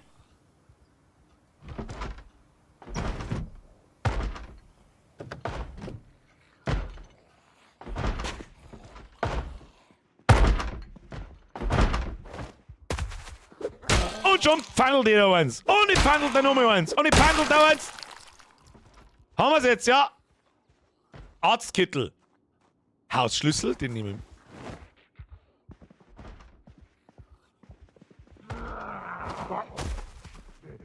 Funnel to your face! Funnel to your face! Und du dabei? Schlüsselring, nimm auch mit. Wieso kann ich den nicht nehmen? Hab ich den jetzt genommen? Ist da was drin?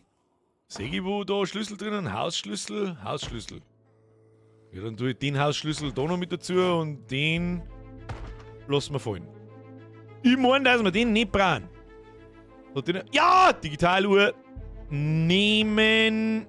Anziehen am linken Handgelenk, da wo es hingehört. Da schauen wir eigentlich ganz gut aus. Jetzt bei so einem Jahrwacht. Da einer. Da trinken wir mal was, wenn wir schon mit da sind. Da meine ich, lassen wir mal den Bums runter. Damit da keiner reinsieht. Was kann man da damit tun? Alkoholtupfer, Pflaster, Schmerzpillen, Wattebällchen. Ich weiß nicht, ob man Wattebällchen wirklich verwenden kann, aber es steht Erste Hilfe dabei, das Thema. Alkoholtupfer, chirurgische Nadel, Pflaster, Schere nehmen wir mit. Ob wir den Nadelhalter brauchen, glaube ich nicht. Und ein Skalpell nehmen wir auch mit. Falls wir uns selber operieren müssen oder so.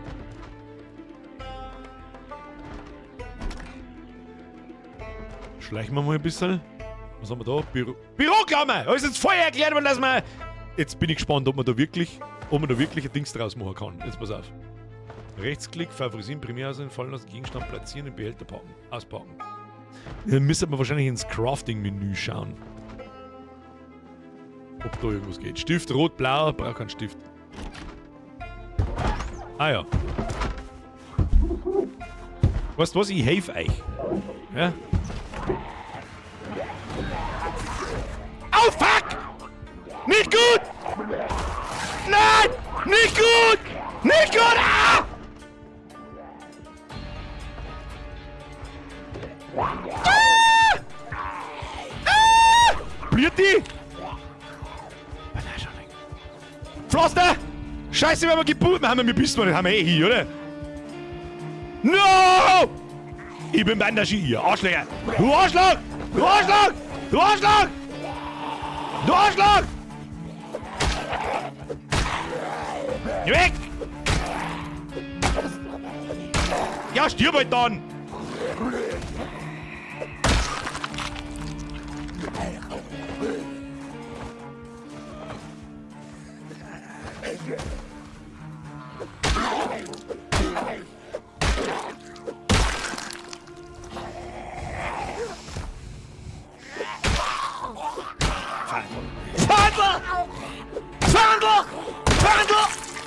So, ist wenigstens was dabei gehabt. Jacke, Bloody.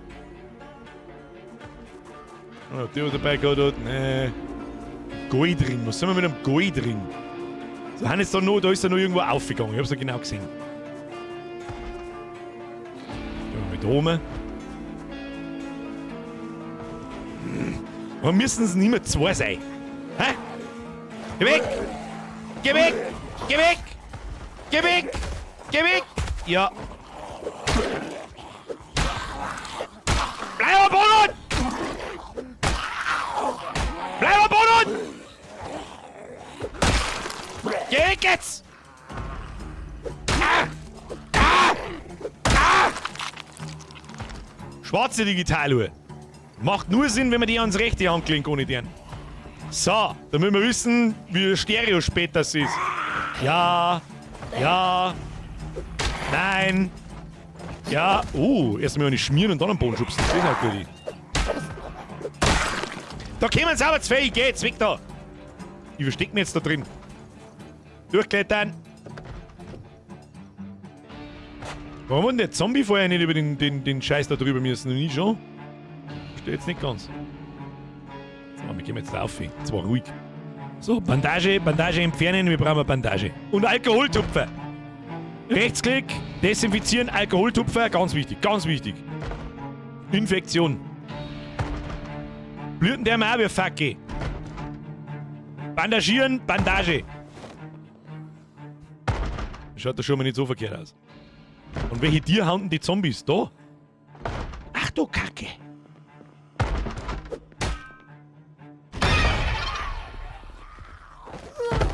Nix geht! Futzen kannst du nicht haben! Noch eine! Noch eine! Noch eine! Noch eine! Da hat doch auch gerade jemand nachgeschaut. Ja, ich hab alle der Messer im Kreuz. Ja, die Schraubzüge! Die knocken die heute in die Unterhose und Schraubzüge im Kreuz. Den kann ich brauchen. Ja, wo kommst du her? Dürfen wir uns, glaube ich, schicken. Da, glaube ich, haben wir noch mehr. Pfandl! Bestes Utensil! Der habe ich im Koffer bekommen anscheinend. Silberring, Unterhose mit Tieren.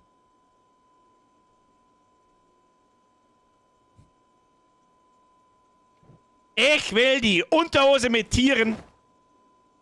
Die Frage ist, was ich mit meinen eigenen Unterhosen tue. Skalpell, Pflaster, bandagiert. Wo ist meine Unterhosen? Unterhose mit Tieren. Die ist geil. Was steht drauf? Unterhose Tiere, aber was ist drauf? Ich sehe nicht, haben die ist gelb und hat braune Flecken. Ich glaube, es sind Leopardenunterhosen. So, ist jetzt da noch irgend so ein Arschloch herin? Und bei mir jetzt deren. Fenster schließen. Wieder Zeit für Runden zum Fernsehschauen. Jetzt wird erstmal geplündert. Was haben wir denn da?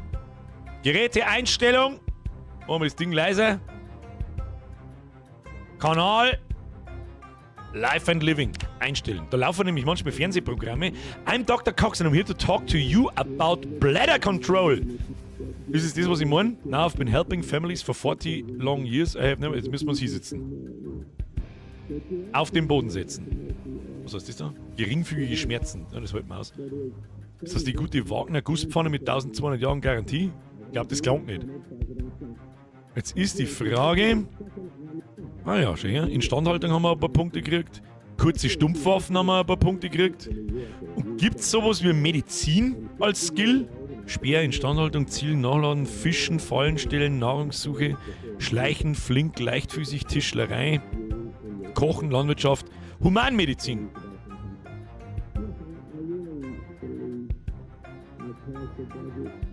Braune Flecken, ich glaube, das sind keine Tiere. Ja, das sind sogenannte Darmwürmer. Fridolin, die habe ich komplett übersehen. Kruzifix, ich hab's vorher noch schnell im Augenwinkel gelesen. Währenddessen wir Fernsehen schauen, können wir da schon mal jetzt. Warte mal. Hey, du geiler Zigeuner!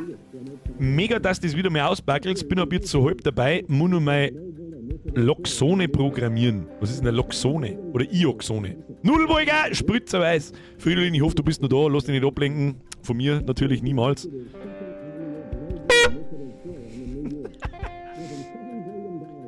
Da schau ich! Kochen geht auf!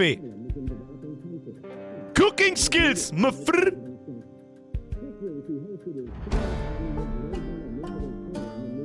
Absolutes Programming. Loxone, Haussteuerung. Ah, sowas sagt mir nicht. Sowas habe ich nicht. Mein Haus ist aus den 60ern. Da gibt es keine Haussteuerung. Da macht man das nur mit dem Griff.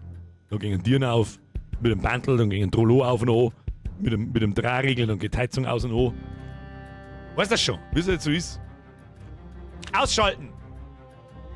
Dass der Zombie-Sepp da einer ringt, weil es da wieder irgendjemand anschreibt. Oh, ja, schau hin. So. Wolfric, jetzt brauche ich die Nomi. Du hast mir's wahrscheinlich schon geschrieben. Wie zur Hölle mache ich die Dosen auf? Also, da brauche ich ein Küchenmesser. Irgend sowas hast du geschrieben, gell? Wieso kann ich da nicht trinken? Trinken. Sehr gut. Waschen. Ich wasche mir mal selber. Birger, schau's Discord neu. Herr Cross, moi. Meins auch, aber vor 3 Jahren kernsaniert. Ja, ich bin seit 10 Jahren dabei, dass ich dieses Haus instand halte und ich habe schon sehr viel Geld versenkt, so ist das nicht. Versenkt ist ein bisschen. Ich soll's herzlich als hätte ich es aus dem Fenster rausgeworfen, habe ich natürlich nicht. Aber das Kernsanieren ist unbezahlbar. Anders kann ich es nicht sagen. So, wie schaut denn unsere Gesundheit aus? Schmutzige Bandage schon wieder. Bandage entfernen, dann haben wir. Jetzt waschen wir uns erst einmal. Schmutzige Bandage entfernen, dann müssen wir noch mit desinfizieren. He? Gekratzt, gebissen, blutend. Noch mehr Alkoholtupfer. Mehr mit. Ah, schau mich hin, wir bluten wir komplett! Und dann Bandagen, schmutzige Bandage, Pflaster, normale Bandage. Hoffentlich haben da noch irgendwo welche drin. Oder wir haben doch da in einer Apotheke oder irgend sowas, oder nicht? So.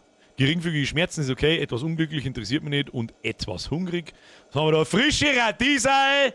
Fressen! Ah, Leona! Machen wir uns im Wurstsalat. Alles reinfressen. So, schmackig. Pfirsich. Und Schmelzkäse. Nehmen wir mit. Den nehmen wir mit. Schmelzkäse rein. Dann haben wir da eine Tiefkühltruhe. Frisch gefroren. Erbsen, frisch umgekocht, gefroren. Das können wir halt alles nicht benutzen. Das können wir nicht brauchen jetzt da. Spatel, kann ich nicht mit der Schlange damit? Ich glaube nicht. Dann haben wir die Dosen. Brotmesser. Dosenöffner! Um Gottes Willen! Dosenöffner ins Inventar. Und. Oh, schmutzige Bandagen. Kann man schmutzige Bandagen waschen? Kann man schmutzige Bandagen nicht waschen? Waschen? Bratpfanne? Blutig 94 von 100. Kann ich nicht. Man kann doch irgendwie Bandagen waschen. Wie zur Hölle kann man Bandagen waschen? Jetzt tun wir nochmal was trinken. Muss ich da Intent nehmen? Kann das sein? Dann haben wir da schmutzige Bandage. Oder ist es die drob? Nein. Primär ausrüsten. Ja. Und hier. Bandage reinigen! Schau her! Muss man die desinfizieren? Steht jetzt nicht dort. Gewicht 01, Rechtsklick auf die Gesundheitsanzeige, um es zu benutzen. Werde mal favorisieren, sekundär ausrüsten. Warte, da tue ich jetzt auch mal ein Favoritending hin, weil Bandagen sind wirklich wichtig. Die sind wirklich wichtig. Die scheiß rote Digital, die können wir auch wegwerfen, die braucht keine Sau. Und ansonsten haben wir da sonst noch so? Stift rot. Was da gerade über mit denen die Stifte haben den ganzen Tag. Oh, was haben wir da? Fischen! Band 4! Den nehme ich mit. Oh, ein Comic-Heft halt zur Belustigung? Ja, warum nicht? Oh, wir haben ja ziemlich überladen. Wir brauchen mal eine bessere... So einen Song brauchen wir mal eine bessere... Da, warte, ich hab's doch gesagt, dass ein Schraubenzieher drin war. Wieso hab ich den vorher nicht gesehen? Schraubenzieher brauchen wir natürlich auch. Den kriegen wir nicht mehr rein. Weißt du was, ich droppe jetzt die 3 Pilzsuppen und die wirf ich da in den Kühlschrank rein und vielleicht... Vielleicht kommen wir ja irgendwann wieder. Weißt du, was es ist? Desinfizieren kannst du, das beugt eine Infektion vor, allerdings bist du eh schon zombifiziert. Das glaube ich erst, wenn es dort steht. Dann gibt es nächste Woche einfach ein...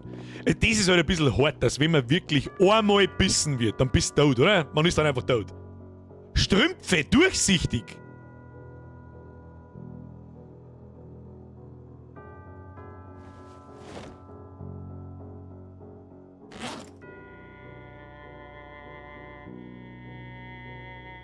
Zieh mal bitte kurz deine Hosen aus.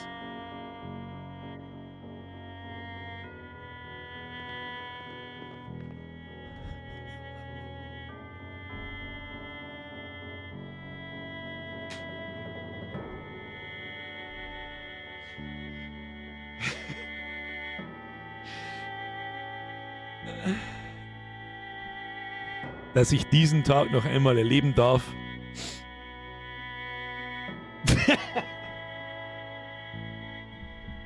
Da haben wir eh schon tot sein, das ist eh schon wurscht. Schön Trapse. Kann man die Gebissen-Geschichte irgendwie rückgängig machen? Kann man das irgendwie überleben? Aber du kannst ja noch in den Char stellen und dann kannst du deine Leiche sogar looten und als Zombie rumlaufen sehen. Das weiß ich noch. Weil dann sage ich dir was. Kann man sich irgendwie selber umbringen? Das ist ja Kass! Das ist ja totaler Keule! Nein, gebissen ist gleich tot. Das ist halt hart. Kann ich mich irgendwie umbringen? Kann ich ja, weiß ich nicht. Wir können es einmal probieren, warte. Fenster öffnen. Bandage entfernen. Ja, da fahren wir nur mit rein, ist ja klar. Hallo? Und die Strapse. Es gibt viele Strapse, aber das hier sind meine. Wo ist meine Unterhosen eigentlich?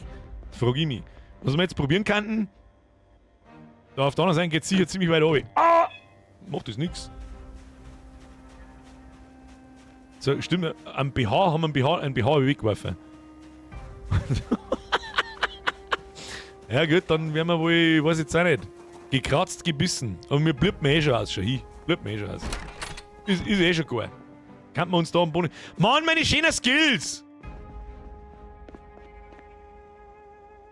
Mal mit Lautstärke O. Komm hier, einschalten. Zack. Volle Power. You're all watching Woodcraft. Das ist so ein gutes Programm laufen. Die Grüne hatte einen. Stimmt. Da sie, ja. Da, hier, BH. Anziehen. Wenn wir sterben, dann mit Style. Jacke. Ablegen. T-Shirt.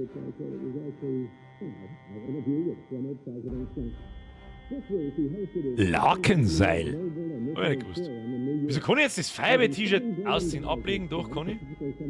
So. Und anziehen. Wieso kann ich nicht noch weiter reinzoomen? Verbliert's schneller, wenn's gehst? Gehen wir im Kreis. Haben wir jetzt einen Skillpunkt gekriegt, oder? Kochen und Tischlerei haben wir gelernt, schon. Ach, man muss da bloß in der Umgebung sein. Also man muss bloß hören, man muss sich nicht davor hinsetzen. Das ist interessant. Geh zu, Bodensitz, untersuche dieses Gebiet. Wir können natürlich nur ein bisschen einen Blödsinn machen, weißt du eh? Hier, Fenster schließen. So, Fenster einschlagen. Ich hab gehört, da ist noch nie was passiert. Da ist noch nie irgendjemand, weißt du schon, wenn man das sieht, das gehört auch mehr eingeschlagen, wenn du mich fragst. Na, kommen wir da so her. Ah! Kruzifix! So, Fenster einschlagen. So, geh noch her. Tu mich beißen. Schau mich um, ich bin so hochgradig sexuell, dass ich bin. Ah! Ah! Ah! So, aber ich muss die töten, weil sonst ist die nachher da. Die hat ja übrigens ein Messer im Hausschlüssel. Baggy Jeans. Pfahl. Pfahl nehmen wir natürlich auch mit. Wir können nichts mehr mitnehmen. Wir werden gnadenlos überladen, Alter. Gnadenlos überladen haben wir mit. So, da haben wir einen nie daneben gehauen. So, wunderschön. Lass ich mich nur mit zweimal beißen. Da her, Kim. Geh nur her. Ah! Daneben bissen. So, und jetzt muss du sterben. Damit da später nicht 15 Zombies drinstehen. So, wunderschön. Können wir jetzt da mal langsam ausblüten? Ich bin total im Arsch. Mann, schau mich, wir können ein paar Mal durchs Fenster durchgraben. So, da ist ja noch nie was passiert, wenn du in Unterhosen und Strapsen durchs Fenster durchspringst. Mit den Händen graben. Deine Hände sind zu stark beschädigt. Durchklettern, nochmal durchklettern. Wieso dauert das Durchklettern so lang? Oh oh. Ich geh wieder.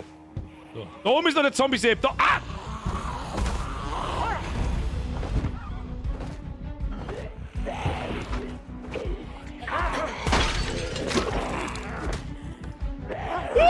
Wie viel werden's denn? Da hat er nur gesagt. Ich probiere so weit mitzunehmen, wie ich kann. Ah!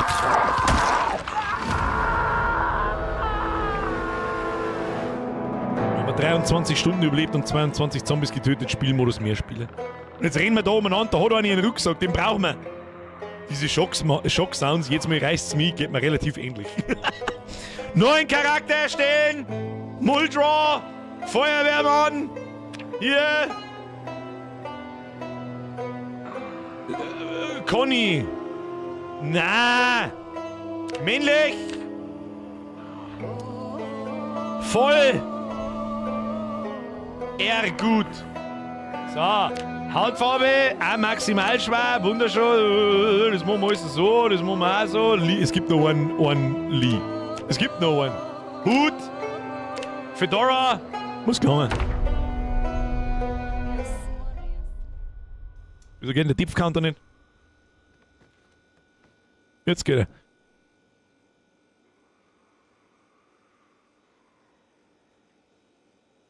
Wieso geht denn der da? Wieso? Dann machen wir es so. 125. Weg damit. So, Konzentration jetzt. Spähen wir einigermaßen. Lass mich mal schnell schauen, wo wir sind. Wir müssen nach unten und da haben wir letztes Mal gestorben. In diesem roten Ding haben wir letztes Mal gestorben, da müssen wir uns vorarbeiten. Das kriegen wir hin, das kriegen wir hin, das kriegen wir hin. So, jetzt passen wir auf, wir schäbern da umeinander. Jetzt machen wir mal so. Nein, nicht. Nein. Ach, gekommen! Ja.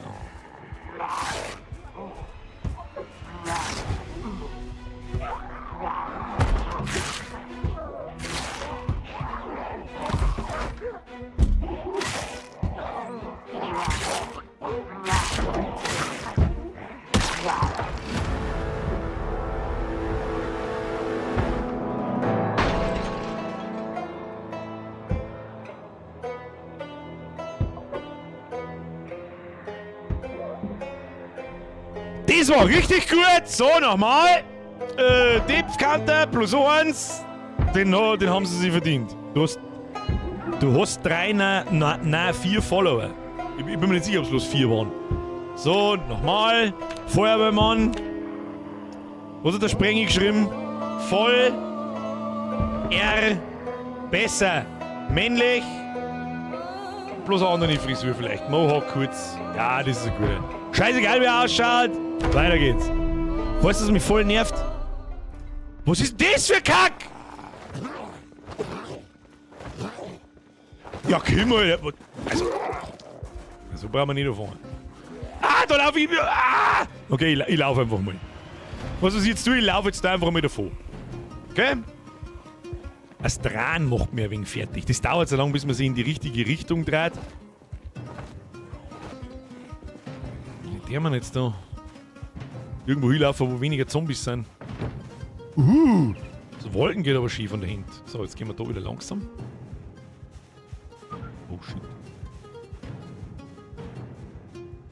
Schauen wir mal, wie wir das jetzt da geschickt machen. Die Gruppen da unten darf man nicht aufwecken, die zwei haben jetzt nicht so der große Stress. Schauen wir mal da auf Karten. So, da. Oh, ja gut, das hat schon gegen. Haben wir die jetzt schon gesehen da, ja? Okay. Ist recht. Wir haben ein bisschen Panik. Aber ist nicht so schlimm.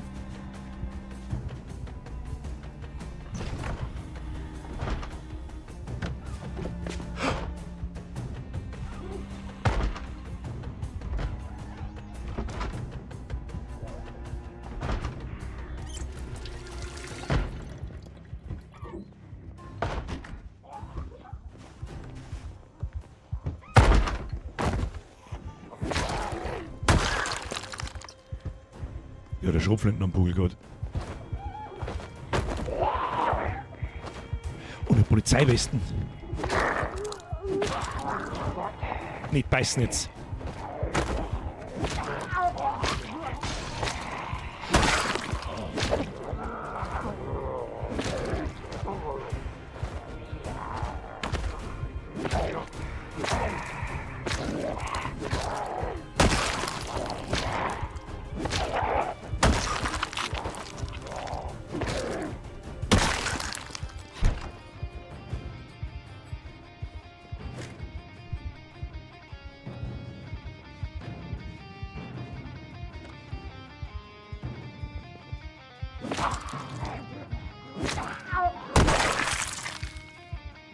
Vielleicht soll man das Fenster zumachen. Erstmal waschen. Tür ist direkt ein wenig stressig. Wenn wir da jetzt rausgekommen sind, das weiß kein Mensch. Aber wir haben, glaube ich, ein paar gute Sachen. Wir haben unter anderem eine Schrotflinte. Das ist schon mal gut. So, jetzt passen wir beobachten. Digitaluhr. Nicht zerlegen. Anziehen. Hier. Schraubenzieher. Kann man Doppelklick Sachen nehmen? Ja. T-Shirt bloody. Brauchen wir nicht. Laken brauchen wir auch nicht. Augen-Make-up. Das brauchen wir schon. Das brauchen wir schon. Augen. Krähe. Ja, das ist gut. Das ist gut. Körperregion. Na, mehr geht nicht. Mehr geht nicht. So, Leichen durchschauen. Hausschlüssel. Nehmen wir. Jacke. Bloody. Ist die noch gut benannt? Winddichte. Die nehmen wir jetzt aber mal. Anziehen. Halterloser BH. Fast nur Schlagstock. Nehmen. Und eine JS 2000 Schrotflinte ist da. Munition auch irgendwo dabei. Entlade, Spanne, Schrotflinte, beidhändig ausrüsten. Nehmen. Erstmal nehmen. Phase 1. Nehmen. Kugelsichere Weste. Ja, Bruder, besser wird's nicht mehr. Aber die pink...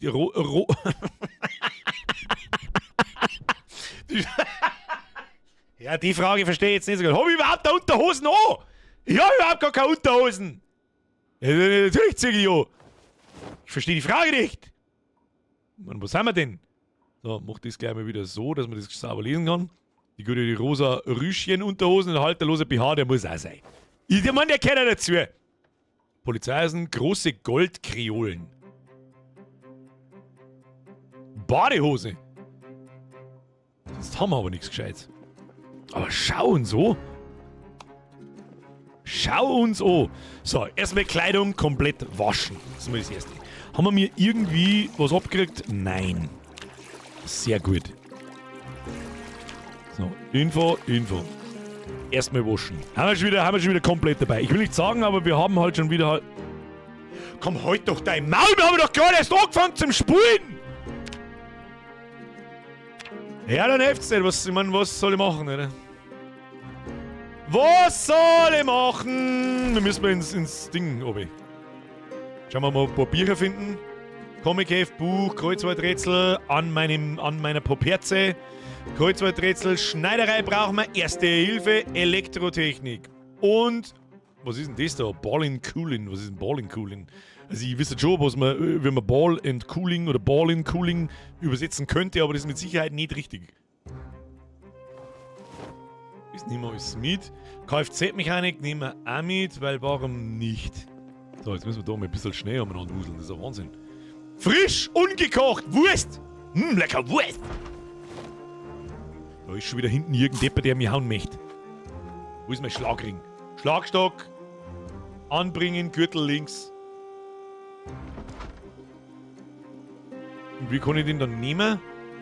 Ah ja, mit 2. Ja, super. Frische Zucchini, Dose Chili, Dose Mais. Ja, das brauchen wir jetzt alles nicht. Jetzt müssen wir da erstmal die Affen da zusammendreschen. Weißt du was, wir gehen mal hinter aus, leck mir am Arsch. Mach ich da zu, da muss Licht aus, da muss Fenster auf. Und dann kann ich da durchkraxeln, obwohl es zu ist. Ja, tatsächlich, lol. Meinst du, ob wir uns da so vorbeischleichen können? Ich probier's. Rese! Spanne dich! Gibt's einen mit dem Stecker auf dem Kopf? Da, hier! Der Schlagstock ist narrisch. Der Schlagstock ist gut.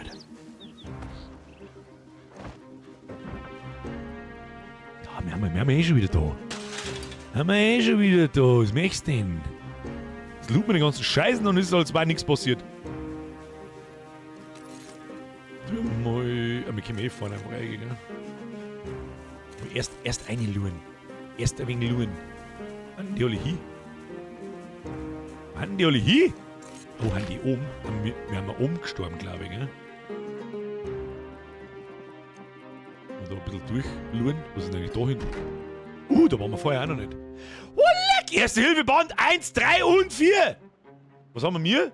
Erste Hilfeband 2. Wir haben 4 Erste Hilfebände!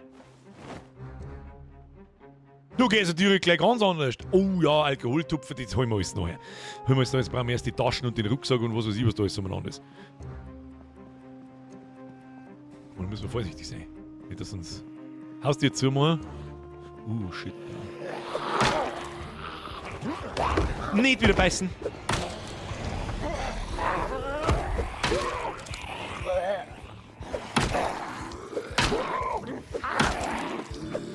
Bringt das was auf den Kopf zum Zielen?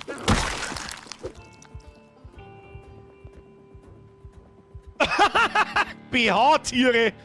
Was wollt ihr lieber haben? BH-Tiere oder BH-Pink? Alkoholto. Ja. Leergutsschlüsselring. Umhängetasche. Erstmal Umhängetasche. Auf dem Rücken tragen. Dann. Schmutzig abgenutzt. Beides BH-Tiere. Weißt du, was wir deren? BH-Tiere. Jetzt nehmen wir das. Was ist denn das da? Etwas unwohl. Schalte einen Gang runter. Okay, müssen wir ein wenig chillen. Sehr schwer beladen. Unangenehm heiß. Wieso geht denn da das allgemeine Gewicht nicht oben jetzt? Warte mal. Ach, weil wir die Schrotflinten auch noch dabei haben. Ja, gut, das macht natürlich alles überhaupt keinen Sinn, gell? Strümpfe durchsichtig, die muss ich anziehen, das hilft nicht. Nein, das hilft nicht, da frage ich euch gar nicht, das interessiert mich auch nicht. Nehmen. Digitaluhr, Make-up, Tanktop, das ist eigentlich alles Bullshit. Den Hausschlüssel können wir nehmen. Da haben wir eigentlich nicht recht viel gehabt. Aber da. Warum ist da Elektrotechnik Band 1 in Klammern 2? Habe ich das Ding schon einmal?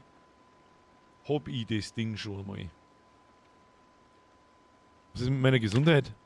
Leichte Wehwehchen. Ja, jetzt mal nicht. Chill mal. Jetzt trinken wir mal was, dann geht's gleich wieder. Trinken. Feuerwehr-T-Shirt nass. Fallen lassen.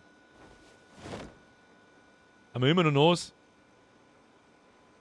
Nicht ausgerüstet. Kugelsichere Weste, Jacke. Und wir können die ja mal ausziehen und ablegen. Wie schaut's da drin aus? Da liegt so viel Scheißdreck umeinander. Ich sag's wie es ist. Skill Level too low to read. Erste Hilfeband 1 lesen. Wir lesen den jetzt einfach, ist mir wurscht. Wir lesen jetzt die Erste Hilfebänder, wir holen uns jetzt unsere Skills zurück und gleichzeitig schauen wir Fernsehen. Dosenhefte nicht vergessen, guter Punkt. Entschuldigung, wie lange dauert denn das Lesen? Wulfric, wie lange dauert es denn so ein Buch zum Lesen? Solange bis der Balken da oben fertig ist. Kann ich das nach einem Millimeter abbrechen und ich fange dann wieder beim Millimeter an, oder muss ich jetzt wieder von vorne anfangen? Weil das dauert wirklich tatsächlich ein bisschen sehr lang. Leseskill-Level-Träger. Dauert einen ganzen Urlaub, hab ich gehört. Ja, das hab ich ehrlich gesagt auch gehört. Das ist ein wenig... Was jetzt sein, was ich da verhalten soll. Hast du die kugelsichere Westen fallen lassen? Nein, nein. Also nicht, dass ich wüsste jetzt. Warte mal. Nein, nein, die haben wir schon noch. Ah, da sagt man auch, wie weit man ist. Seitenanzahl 220. Ah, so ist das gemacht schon, ja. Und wenn ich das jetzt aufhöre zum Lesen, wir können, mache ich einfach so. Und jetzt gehe ich beim Erste-Hilfe-Leseband wieder her und mache Lesen. Dann geht es bei den Seiten bei 27 wieder weiter. Man stelle sich vor, da hat jemand nachgedacht, bevor er das programmiert hat. Ja, du liest so weit wie möglich und startest bei dem aktuellen Stand, da es nach Seiten geht. Ja, ich hab's gerade rausgefunden, danke dir.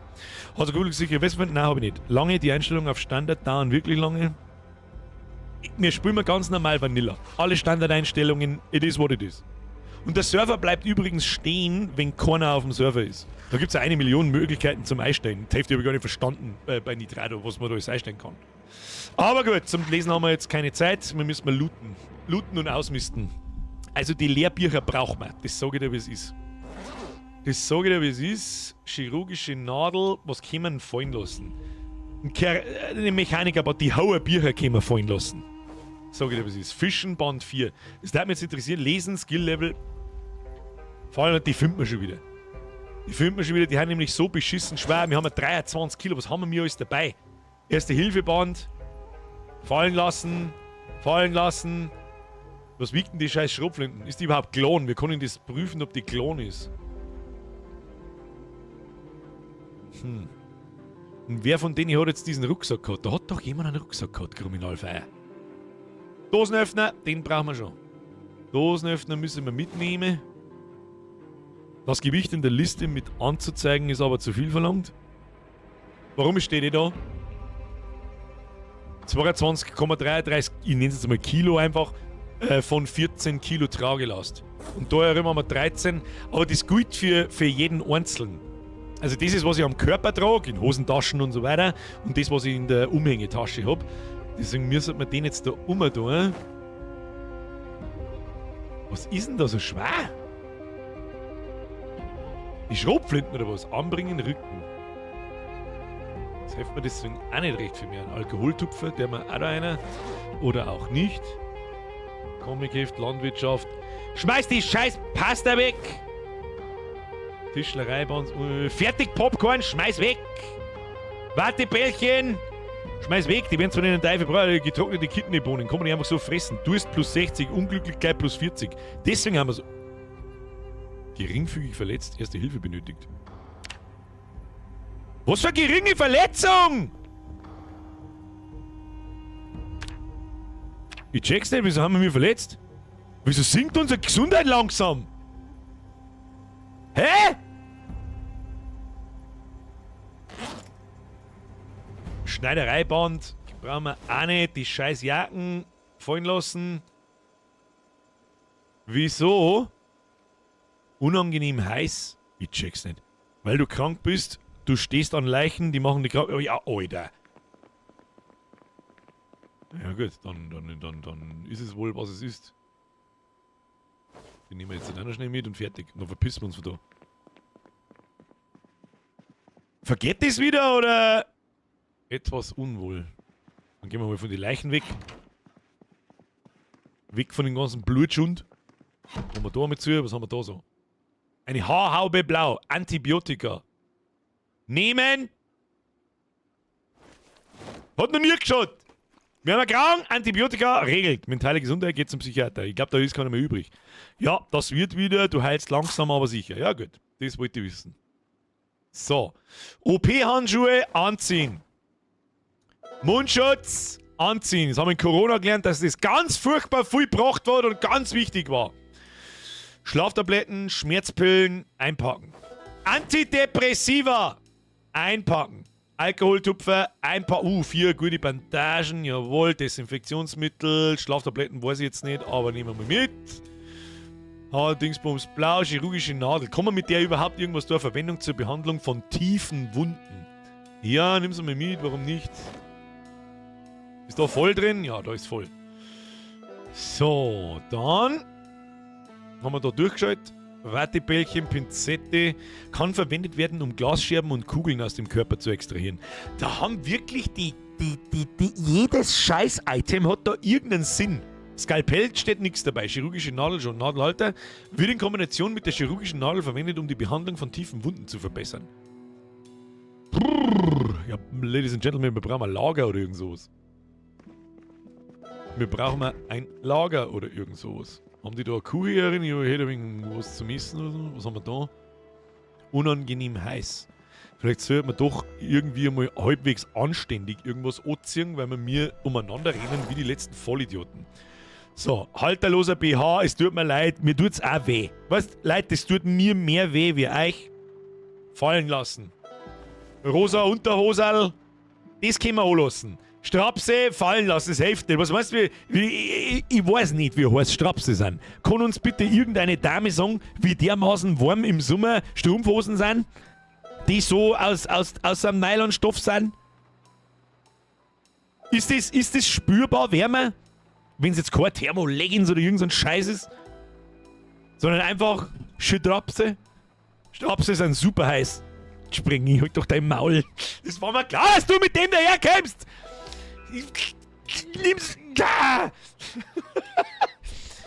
Umhängetasche, Leergut, Schlüsselring.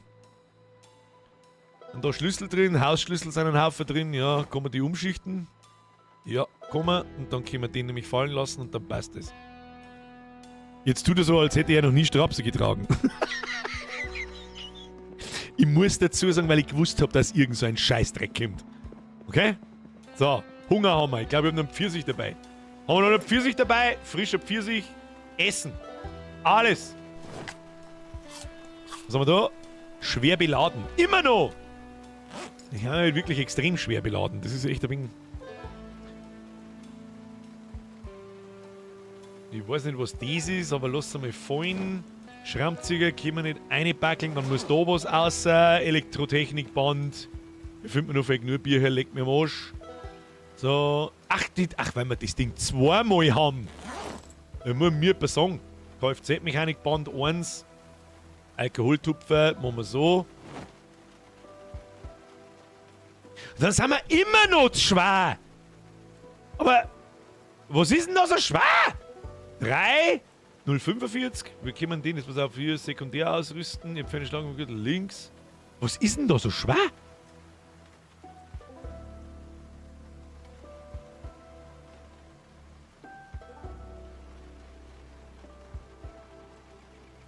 Pass auf, jetzt machen wir da mal 14, 6, 16. Ah, okay. Das macht natürlich nur Sinn.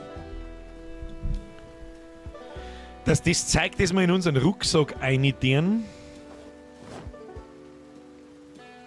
Natürlich auch ein Gewicht hat. Ist ja klar. Wir brauchen mal was Besseres. Ein Rucksack, der größer ist, der mehr Gewichtsreduktion hat. Wo ist denn die Scheiß ausschneiden hin? Mit dem Rucksack am Bugel!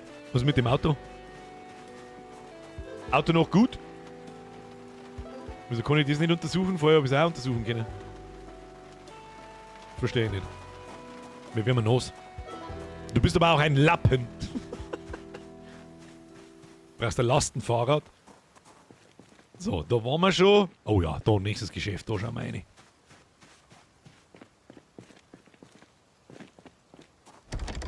Steht dort open oder ist es gar nicht open? Als ob noch ein wenig ein Geld da ist. Nein. Flasche leer! Kannst du mal da irgendwie einbrechen können, ohne da... Oh, da ist eine Hintertür. Das ist auch zu. Haben wir noch irgendwo ein Fenster? Haben wir jetzt da keine Fenstern? Fenster einschlagen. Tja, was haben wir da? Bruder, der schaut gut aus! Wir haben jetzt da... Warum kann ich das Ding nicht untersuchen? Was heißt denn die Fläche da am Boden? Verstehe ich nicht. Der italienische Schädlingsbekämpfer nach getaner Arbeit. Schabe fertig. Spreng ich auch ab. Ich hau jetzt die Fensterscheibe ein, wird schon nichts fein. Glas entfernen, wir schneiden uns nicht. Sehr geringe Verletzung. Wenn ich nur gerade wissen darf, was. Oh, das hat Zombies gezogen.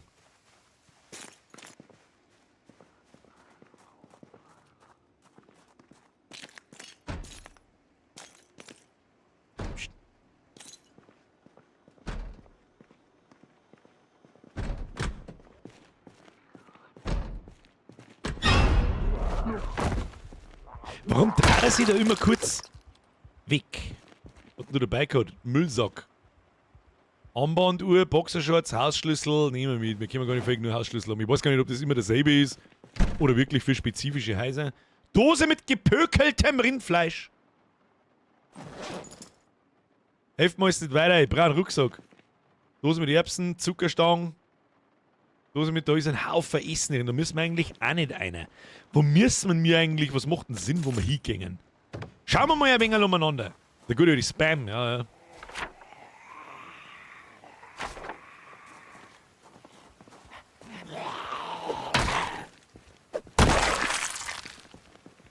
Wir haben mal sauber auf die Fresse droschen, du. Oh, sauber mit Anlauf.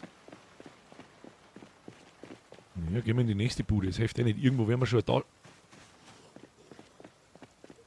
Was zum Fick ist denn das? Also verkohlte Leichen habe ich in dem Spiel noch nie gesehen. Eine Brieftasche. Okay. Ja, Karl! Es wird nicht helfen!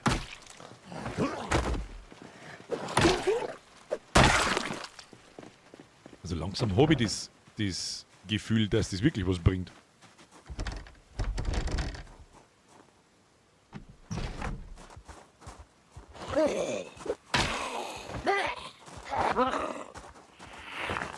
Kommt sie um sich, komm mal, schau sie so. Knüppel to your face! So, hier, Fenster schließen. Vielleicht haben wir da mal 5 Sekunden unsere Ruhe da herin. Frische Pfirsich, weißt du was, die fressen wir jetzt einfach mal. Die fressen wir jetzt einfach, weil wir es kennen. Kommt da im Fernsehen gerade. Geräteeinstellung. Power. Einschalten. Nicht zu laut. So. Kanal. Living. Morgens in der Früh wird da nichts laufen. Was haben wir in den News? Nix. Ja, lassen wir mal laufen. Waschen. Alle Kleidung waschen.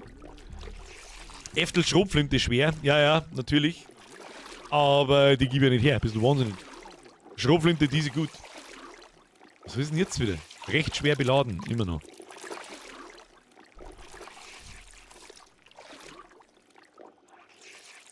Ich müsste mir mal. Das ist was ich offstream machen kann. Ich kann mir einfach hinsitzen, in irgendeinem Bunker alles zuhängen und alle Bücher lesen, die da sind. Ich wasche mir jetzt im Klo. Musst ein Kfz-Buch lesen, dann kannst du wieder mit den Autos interagieren. Aber wieso habe ich denn vorher mit den Autos interagieren können? Mit dem ersten Lee habe ich mit den Autos interagieren können. Aber da mit ihm jetzt nicht. Ich hätte jetzt vielleicht nicht drauf tippt, weil es stockfinster ist und ich nichts sehe. Das kann vielleicht ja auch sein. Man weiß es ja nicht. So, im Fernsehen geht nichts. Was haben wir da hinten? Trainingsjackerl. Kabel. Kann ich nicht brauchen. Bandana für den Kopf. Ah, ein Baseball. Ha, Mann, ich kann aber heute nichts mehr tragen. Weißt du, was ich dir jetzt sag? Fallen lassen. Erste-Hilfe-Band. Fallen lassen. Die ganzen Scheiß da, hier, Kfz-Mechanik, was ist denn da so schwer da drin? Das gibt's ja nicht. 14,3, den wir mit Schrotflinten da rein. Das geht wieder nicht. Schlagstock vielleicht? Nein. Wir brauchen einfach ein bisschen die Taschen.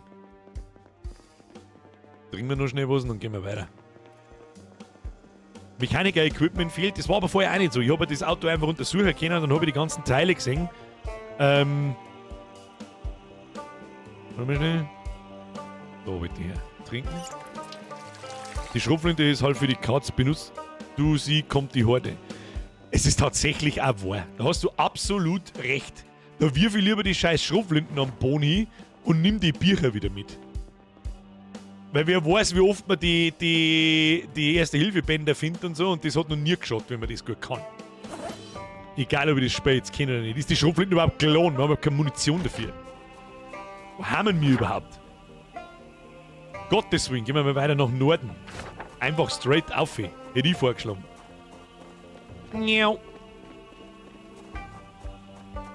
Prio 1, irgendwas Rucksackmäßiges, irgendwas.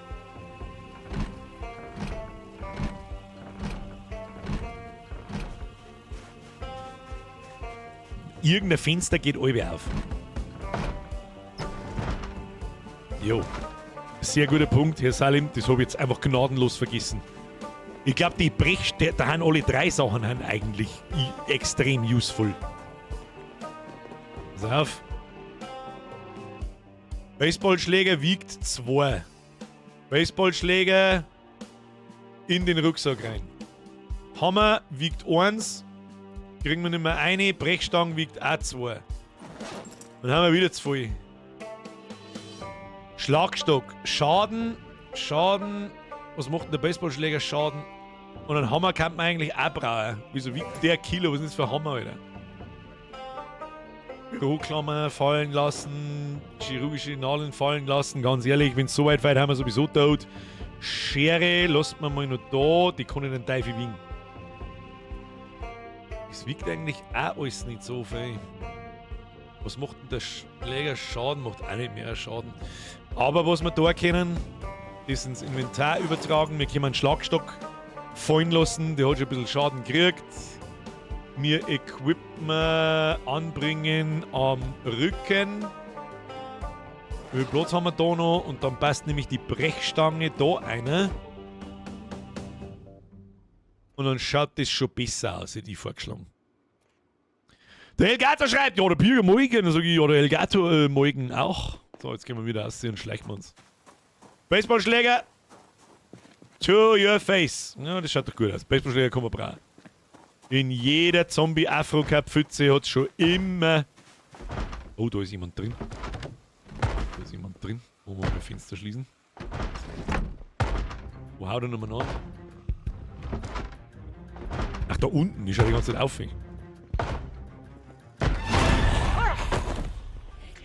Geh mit testen! Rebecca! 2 Schläge hast du ausgehalten, du Hamperer! Laken, Schlaftabletten nehmen wir mit. Ein Nähset, kann man das brauchen? Gewichtsreduktion. Da ist Nadeln und Faden drin, das nehmen wir auch mal mit. Wer weiß das schon, ob wir das brauchen können oder nicht. Trinken wir noch schnell was, damit nichts passiert. Dani! Mir ist für 73 Monate. C-Fix! Zu spät! Dann los du zurücklaufen, schaust du es dann nochmal von neu an. Haben wir auch zweimal verreckt, leider Gottes, aber mei. Hat keiner gesehen. Aber da ist überall das gleiche Klump drin. Wir brauchen erst eine Taschen, vorher brauchen wir überhaupt nicht das Suchen anfangen. Nochmal eine Brechstange. Haben wir einen Schraubenzieher? Schraubenzieher kann wichtig sein. Ja, was wiegt der Schraubenzieher? 0,4. Weißt du was? Nimm den mit. Passt nicht mehr rein. Wir brauchen Taschen! Rebecca 2! Ich semmel dir eins! Voll um jetzt! Voll um! Ey, um einen anderen Glitschen brauchst du nicht. Wenn ich jetzt nur mal bissen würde, dann will ich grantig. So, easy going. So, Schrank 1, geschlossener Regenschirm.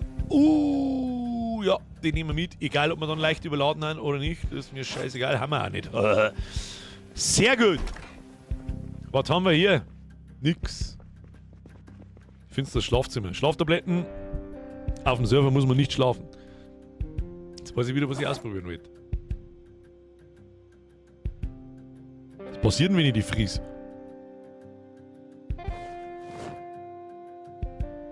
Wir werden sehen.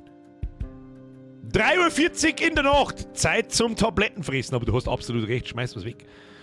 Kann man eine Tasche bauen oder muss man die finden? Das ist eine gute Frage.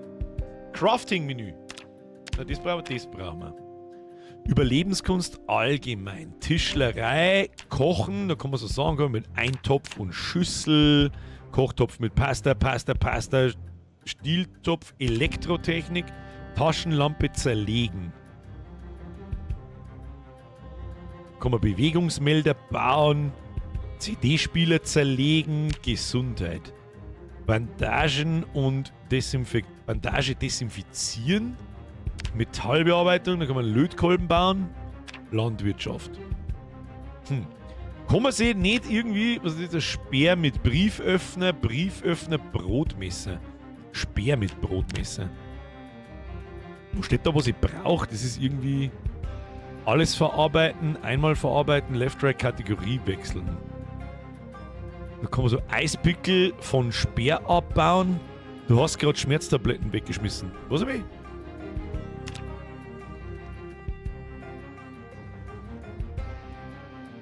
Oh!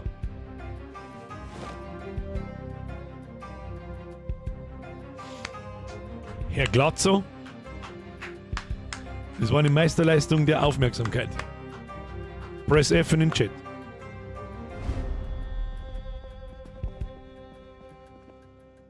Back to the Crafting Menü. Was kann man so alles bauen? Steinhammer.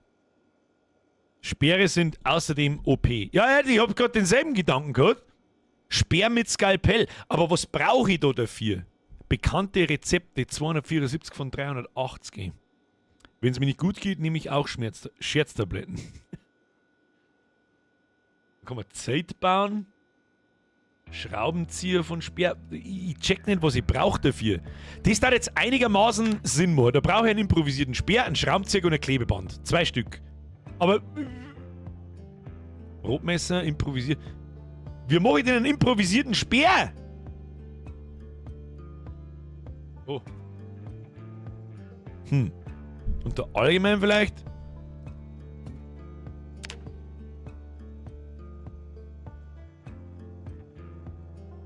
Alles filtern. Da ist ein Haufen Munitionszeug.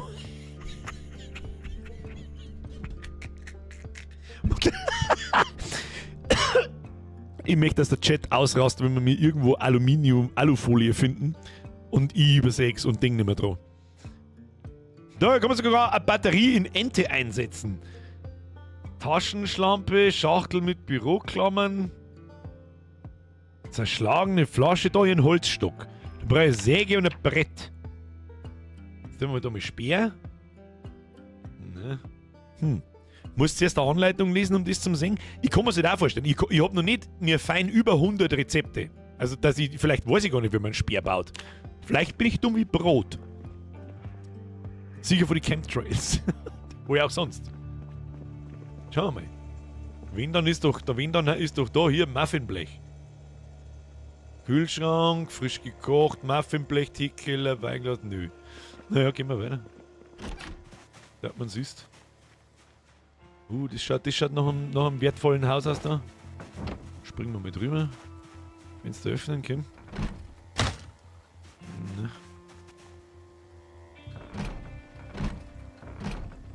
Wieso braucht dann manchmal ewig und manchmal geht sofort das. Wieso geht denn Humanmedizin eigentlich in Tee? Ach, da habe ich einen Boost. Weil ich das Buch gelesen habe, oder was? Verliert man Skillpunkte, wenn man nicht weiterliest?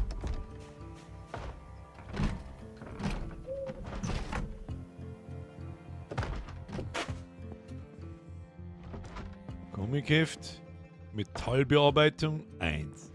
Irgendwo ist da jemand herin. Nahrungssuche 1.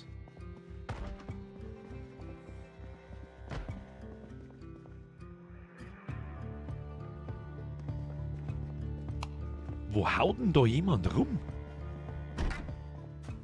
Ach, da geht der Treppen auf. Das habe ich überhaupt nicht gesehen.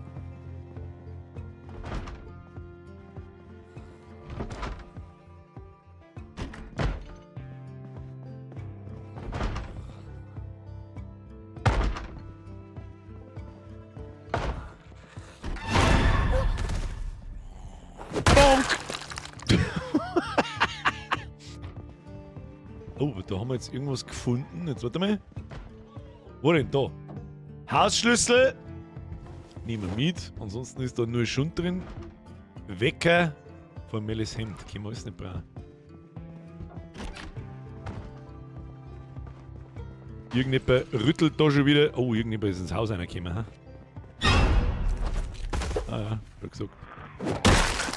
Kannst du gleich wieder hinlegen! Du Huren!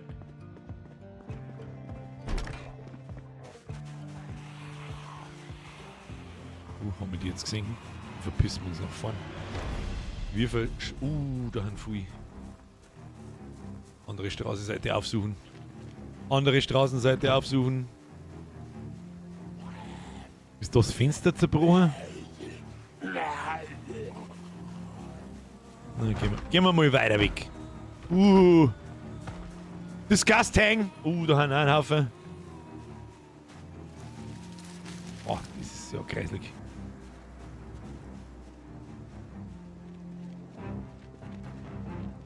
Gehen wir mal da einfach um. Nichts Gescheites. Durch die Bam sieht man natürlich dann auch nichts mehr.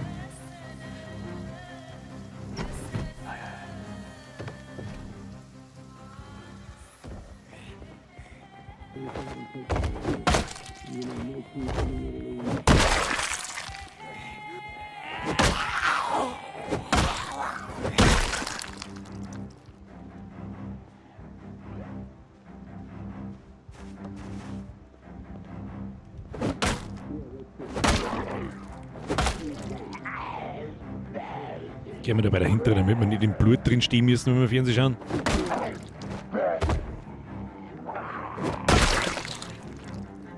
Ich glaube schon, dass es was bringt, wenn man da auf den Kopf zielt. Bin mir auch nicht sicher. Schauen wir mal, was die so haben. Jacke, Bloody. Kochenband 1, Wortsuche-Magazin. Keiner hat einen scheiß Rucksack, das nervt mich tot.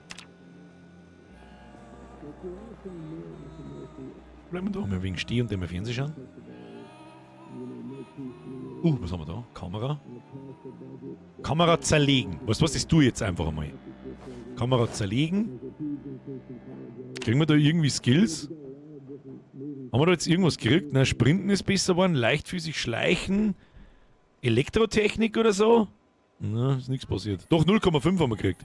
Die Geräusche sind krass, wenn es dann zusammenhaust. Ich weiß, was du meinst. Dieses komische Cracken da. Ja. Frische Orange, essen, alles. Frische Weintrauben, essen, alles. Wir haben Frutaria. So Wasserflaschen können wir schon auch mitnehmen. Die hat noch nie geschaut. Frisch Ananas, essen. Ja, wir haben gut genährt. Lassen wir schon brav da drin. Instandhaltung hast du gekriegt. Wo ist Instandhaltung? Sag mir irgendwo, wie lange der Buff noch hält. Fenster zumachen. Wenn man jemals hinkommt, schon.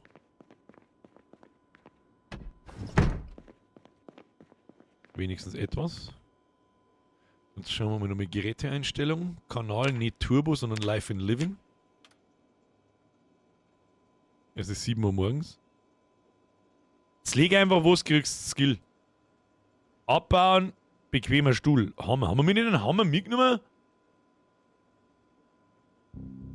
Haben wir mir nicht einen Hammer? Oh, ich will den liegen lassen. Oh, ich will übersehen. Ja, ist wurscht. Ist wurscht, was braucht man da zum Zlingsen? Da kriegt man Tischlerei, glaube ich, gell?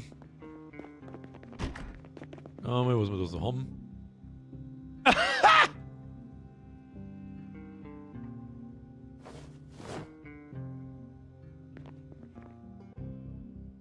Wenn das keine geile Jason-Anspielung ist, dann weiß ich es auch nicht. Gott, das Spiel ist so simpel und ist so gut. Eigentlich ist es überhaupt nicht simpel. Es ist Nebel. Wieso ist denn das jetzt alles so grau? Was ist denn da jetzt los?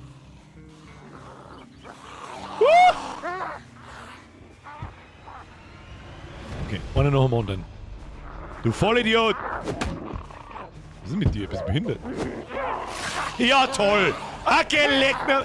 Okay, komm! Weil ich noch irgendwo in einem Eck drin häng! Platz, wo die Bluten begraben. Ich bin nicht bissen worden.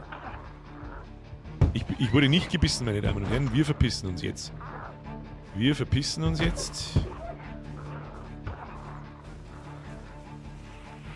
Oder klang der Kratzer auch? Das war sauber jetzt auf der Part. Da darfst du den Arm mit erwischen lassen. Das war total.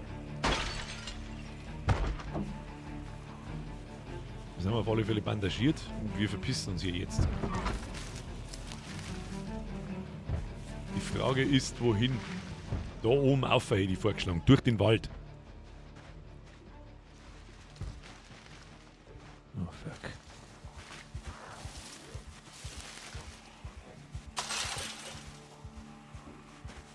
Abflug. Es ist neblig, deshalb ist alles grau. Das wollte ich wissen. Ist der Nebel oder bin ich so schon wieder halb kaputt? Muss man jetzt da durch den Wald durchkämpfen, das hilft uns alles nichts. Das schaut nach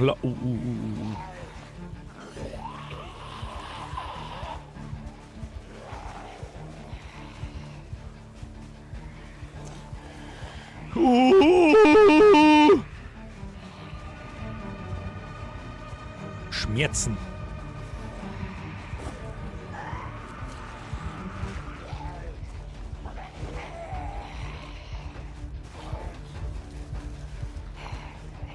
Kommt mir alle mit mir.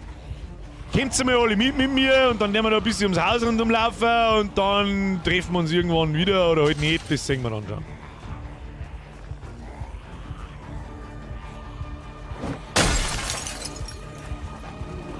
Kommt mir alle zu mir her.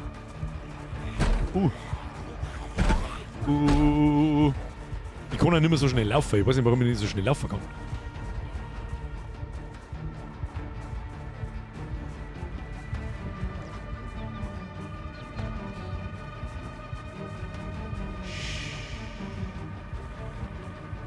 Da drin gibt's ja nichts. Ja, wie kannst du mich sehen? Ich hab mich duckt.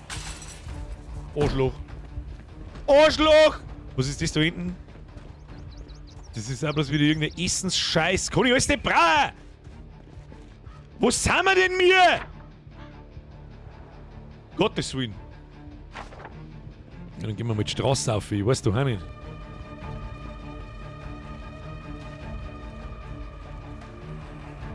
Ja, wo es neblig ist, sehen die Teufel ganz schön weit, gell?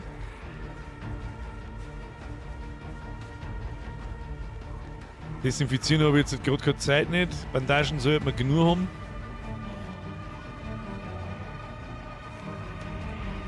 Okay. Tschüssi, Tschüssikowski. Tschüss, Pisse, tschüss, Kacke. Das schaut doch nach einem angenehmen Lager aus. Was denn da? Das schaut doch nicht nach einem angenehmen Lager aus.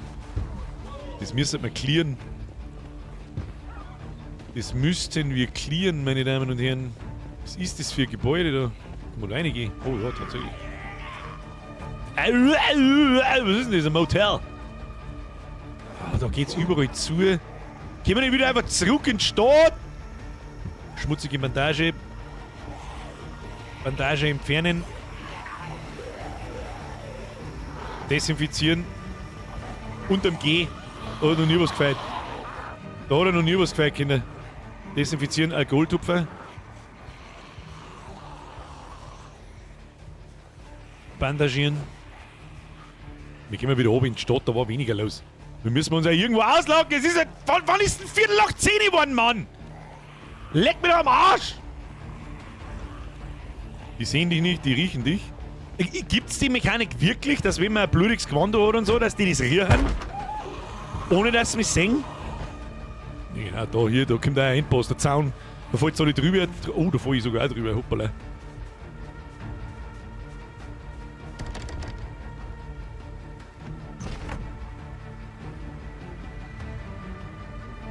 Wenn wir schon mal am Waschbecken stehen, ne?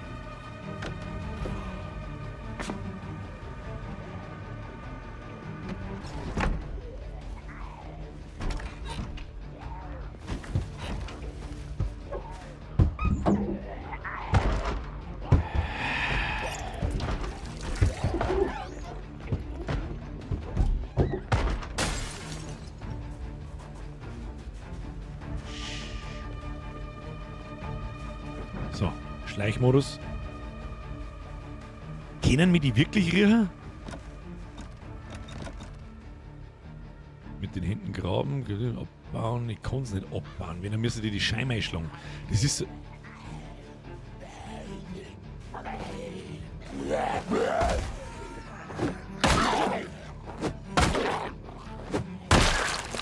Wir haben ja gar nicht mehr so stark. Wie können wir die da sehen?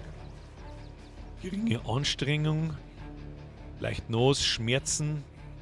Da wir nochmal Schmerzpillen fressen. Haben wir die...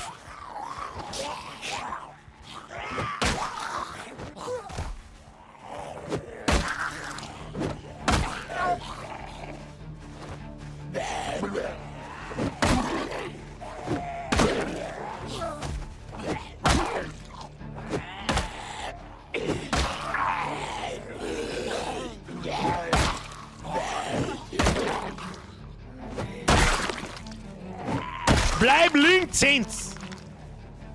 Kommt jetzt da noch einer? Mein Gott, fix!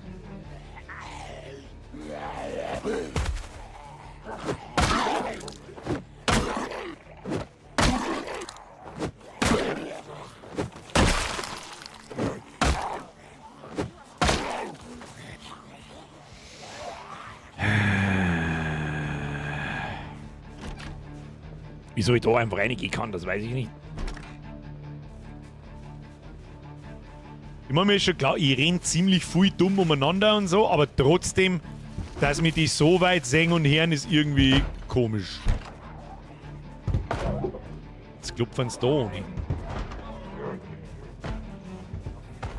Das fühlt sich nicht richtig an. Ich weiß nicht, wie ich es anders sagen soll.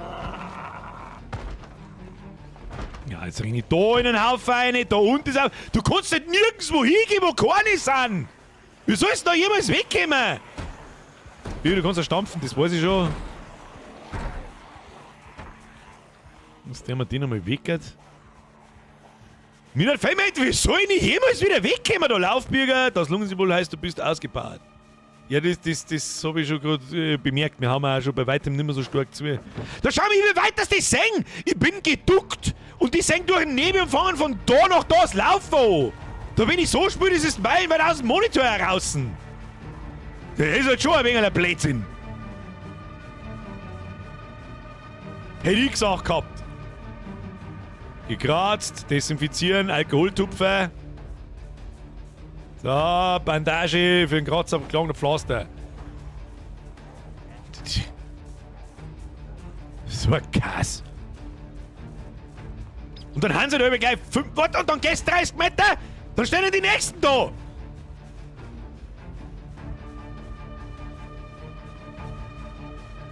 Ist jetzt an dem Haus einmal bitte kein Zombie droh. Ja. Durchklettern. Fenster schließen. Ducken.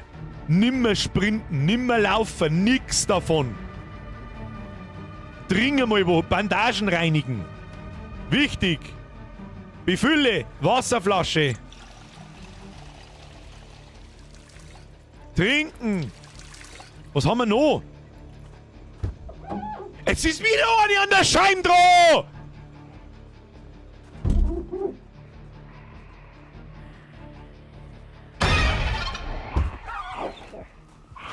Machen wir das Fenster zu. Sie haut ja nicht ohne. Oder? Was ist der ganze scheiß Horde da draußen?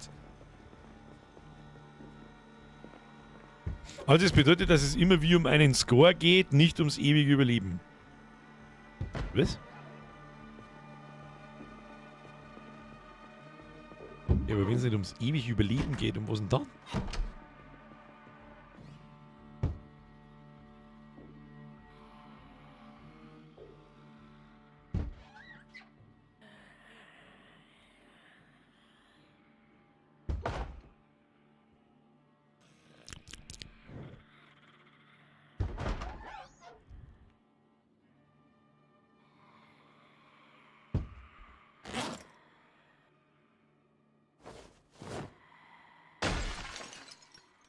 So viel zu, die haben doch nicht ohne.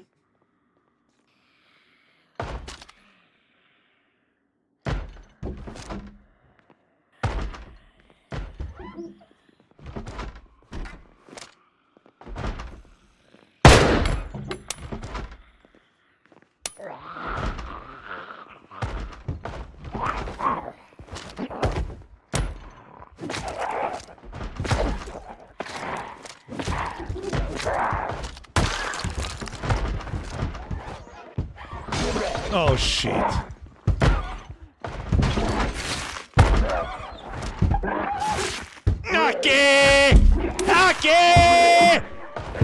Also ist das ein Scheiß. Also ganz ehrlich, das ist ein absoluter Bullshit.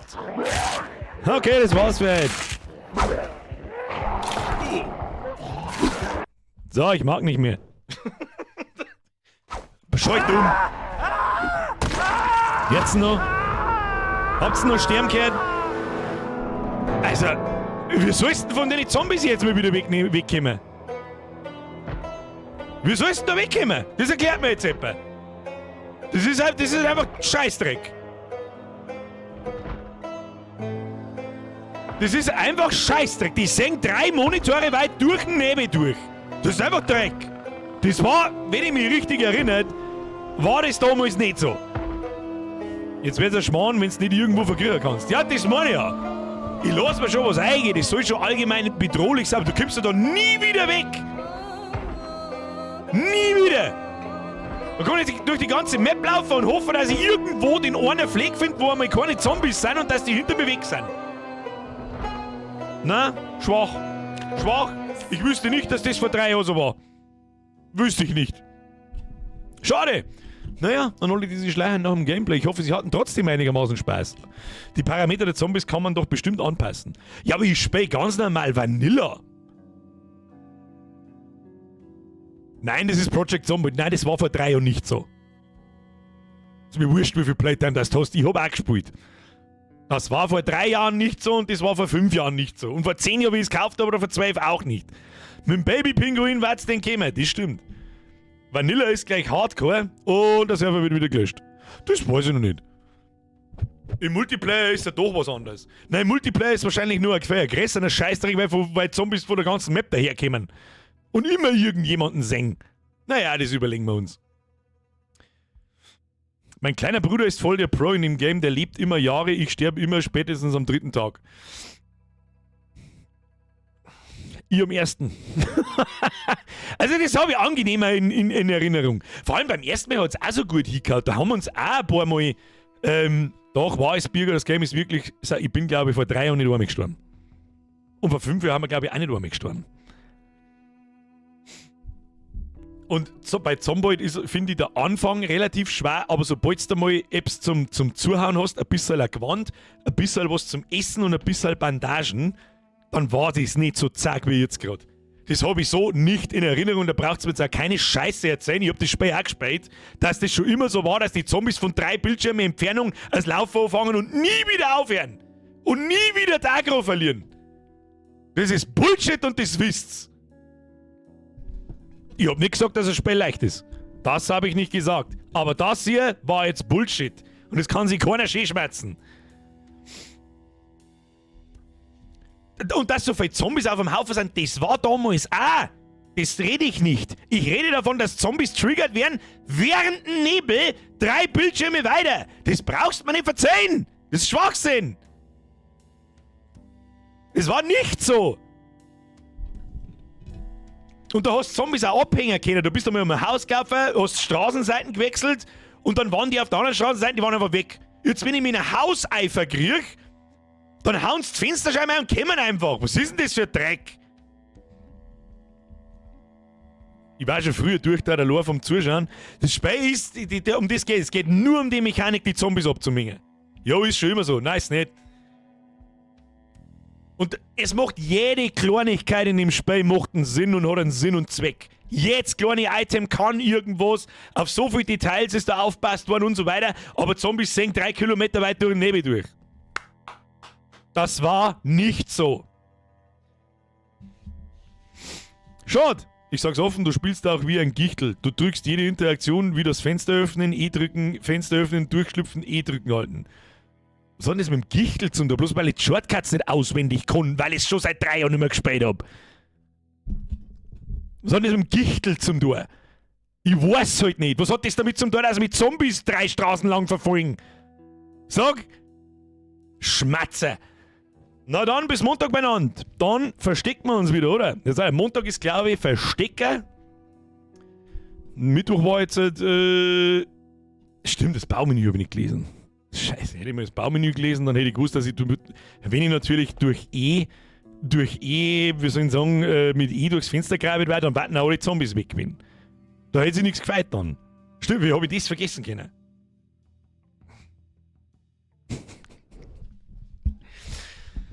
Oh Gott, wie Backseat Seppen liebe. So, der haben wir jetzt.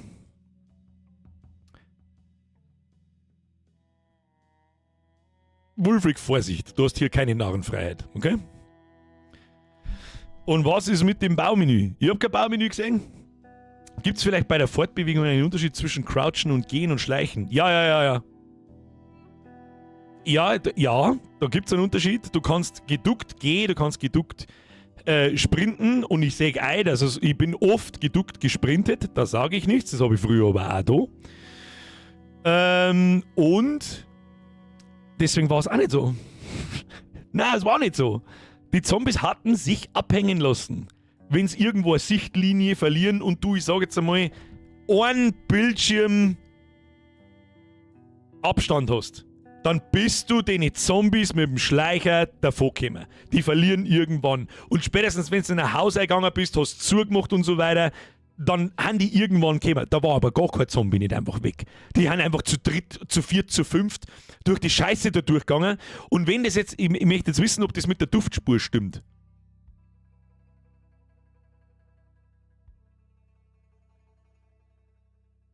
Ja, Marvel Maniac, ich hab dir nicht gesagt, dass du keine Ahnung hast, aber ich sehe an deinem Profilbeitel, dass du keine hast. Wir haben es die nonstop verfolgt, laufen und so weiter. Der Devil Driver Mike ist der Einzige, der es verstanden hat, was ich sagen wollte. Andere legen wir das natürlich auf Granteln aus und Gescheithafeln oder sonst was. Und ihr wisst selber, dass ihr absolute Scheiße labert, weil das früher nicht so war. Das war früher nicht so. War's nicht. Für die Duftspur fehlt die Option Haufen setzen. Es gibt kein Duft. Gibt's jetzt diese Duftspur oder nicht? Wenn diese Mechanik eingeführt wurde, dann sage ich nichts. Jetzt mal Spaß beiseite. Zombie hat über die letzten 3 Jahre viel Entwicklung durch. Die Entwickler haben den ganzen Mist noch schwerer gemacht. Das ist mir alles wurscht. Dann sagt mir jemand, die haben was drauf. Ja, dann sag's.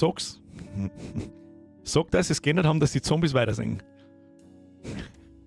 Bestätige, dass ich recht habe. Und das war eben vor 3 Jahren nicht so. Ende. Am liebsten würde ich mir jetzt meine eigenen Streams anschauen. Um zum sehen, dass es nicht so war. Mit dem Wecker hast du das ablenken können oder mit Autos. Das weiß ich auch noch, aber wenn du vorbeigelaufen bist, haben die auch umgedreht und haben dir dann noch. Weil es den ganzen Hardcore-Zombie-Streamern zu einfach war. Man braucht sich ja nur die alten Streams anschauen, da hast du die fix versteckt im Wald. Danke, Cyberfox. Das weiß ich noch, da haben wir lang durch den Wald gelaufen und oft. Und spätestens nach einem Bildschirm Abstand waren die Zombies weg. Und das ist halt jetzt nicht mehr so. Und ich sag's, wie es ist absoluter Bullshit. Wir finden, du kannst da auch nirgends hingehen, weil überall Zombies sind. Also entweder oder, dann lasse ich ein paar Löcher, wo ich mich durchschleichen kann, oder ich scheiße alles mit Zombies voll, aber gib mir wenigstens die Chance, dass ich mit einem Haus dazwischen, dass die irgendwann einmal dann sich denken, wir finden nicht mehr. Also ich habe das erste Mal kurz gespielt heute, es ist unfassbar anstrengend. Ich habe nicht gesagt, dass es einfach ist. Das ist ja das eigentlich, was ich an dem Spiel mag. Aber wenn es so unfair wird, ist halt einfach Schwachsinn. Das ist halt einfach Scheißdreck dann. Ja, die Zombies sind auch schwierig geworden. Das war, wie das jetzt ist, vor 3 Jahren auch nicht so. Stimmt schon, was du sagst. Das Herz jetzt, wenn ich zu meiner Frau sage, wenn sie 28 Mal dagegen schmerzt oder ich und sage, ja, stimmt, du hast recht. Was spielt Ed Birgelex nächsten Mittwoch? Day of the Tentacle. Ja, grau und bärtig. Das haben wir vorher. Also, wenn ich jetzt den Eindruck habe, dass wir Day of the Tentacle vor 3 Jahren gespielt haben, dann haben wir es wahrscheinlich vor 5 Jahren gespielt. Sprengi? Sprengi, wann?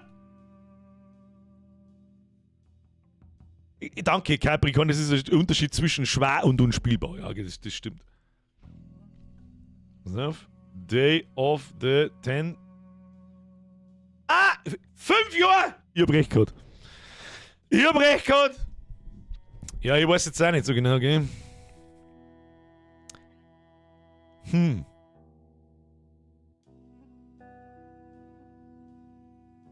Was der mal mit Zomboid? Das ist fast ein wenig als schade. Das ist einfach nur nervig. Das ist einfach nervig.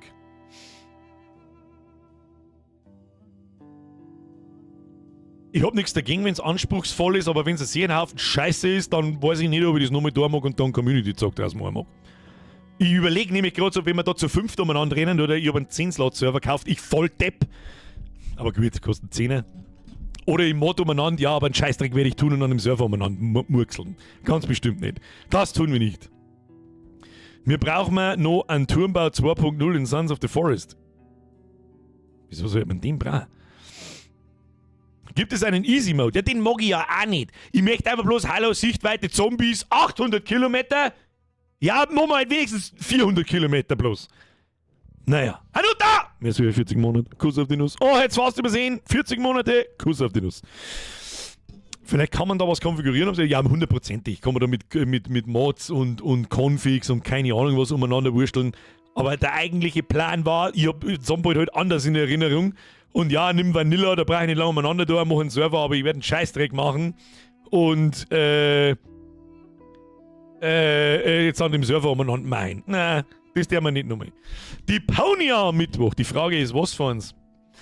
Ich hätte heute noch zwei andere Sachen zur Auswahl gehabt für heute, weil ich mich kurzfristig entscheiden habe müssen, was wir tun. Dann ist mir kurz der Zombie ins Gesicht gesprungen. Und ich fürchte, dass ich das gerade wieder erledigt habe, weil ich habe jetzt einfach keinen Bock mehr so.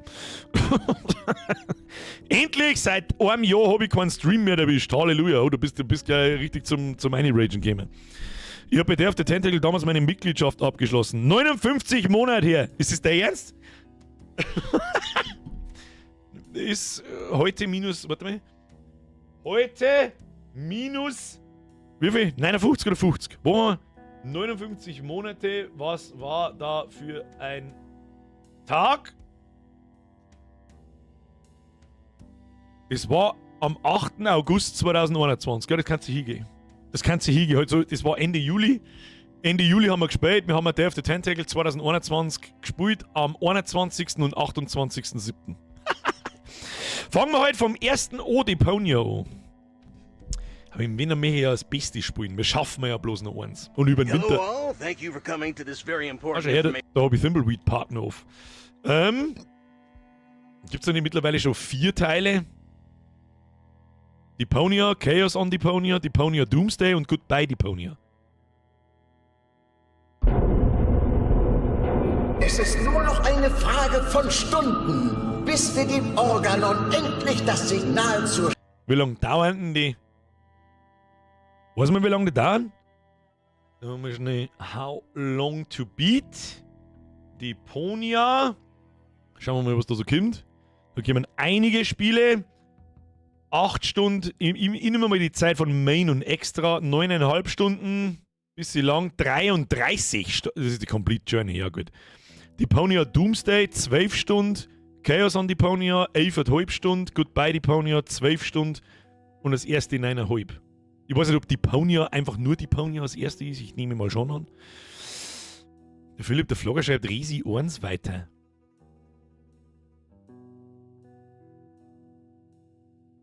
Hä? Wir haben Resident Evil 1 fertig gespielt. Oder redest du vom Remake? Das Remake klang ich nie wieder an. Das hat mir nicht so gut gefallen, sag ich, wie es ist. Hat auch irgendwie mit Resident Evil 1 nichts zu tun.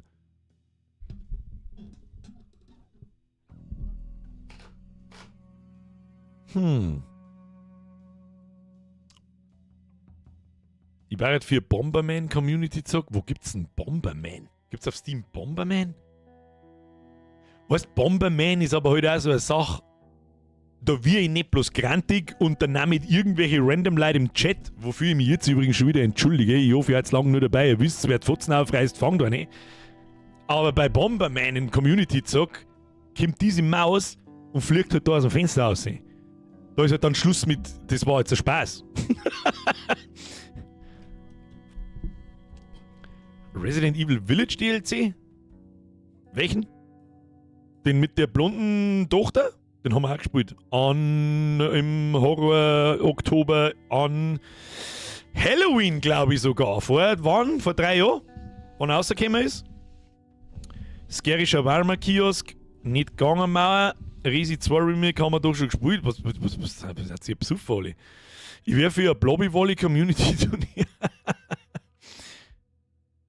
Und genau das wollen wir alle sehen. Was wollen wir sehen? Dass die Maus aus dem Fenster fliegt.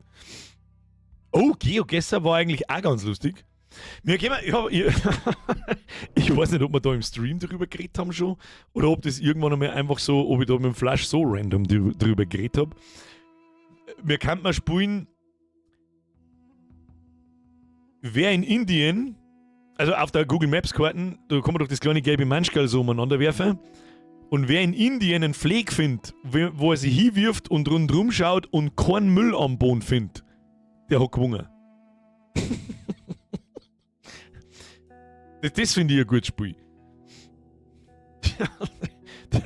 der Trash, Indian Trash, Trash-Free Finder.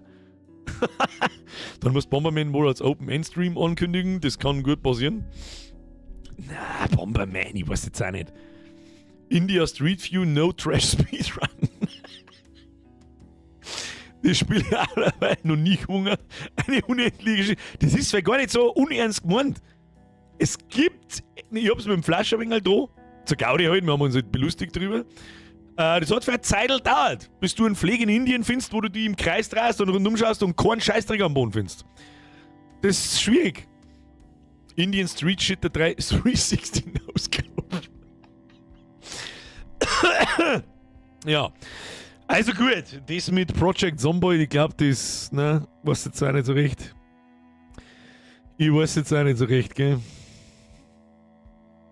Gefällt mir nicht.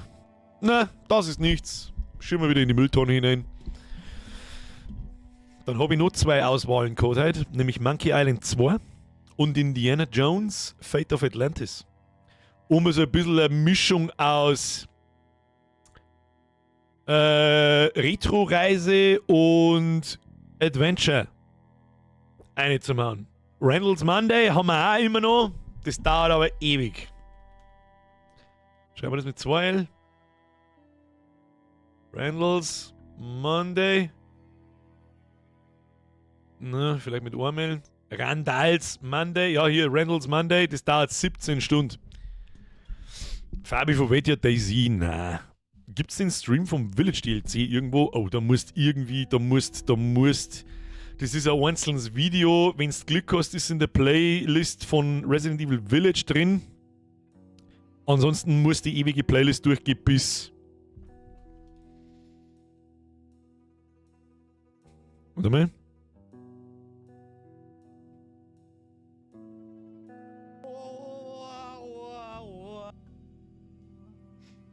Wir posten euch das jetzt. Sapse, Achtung!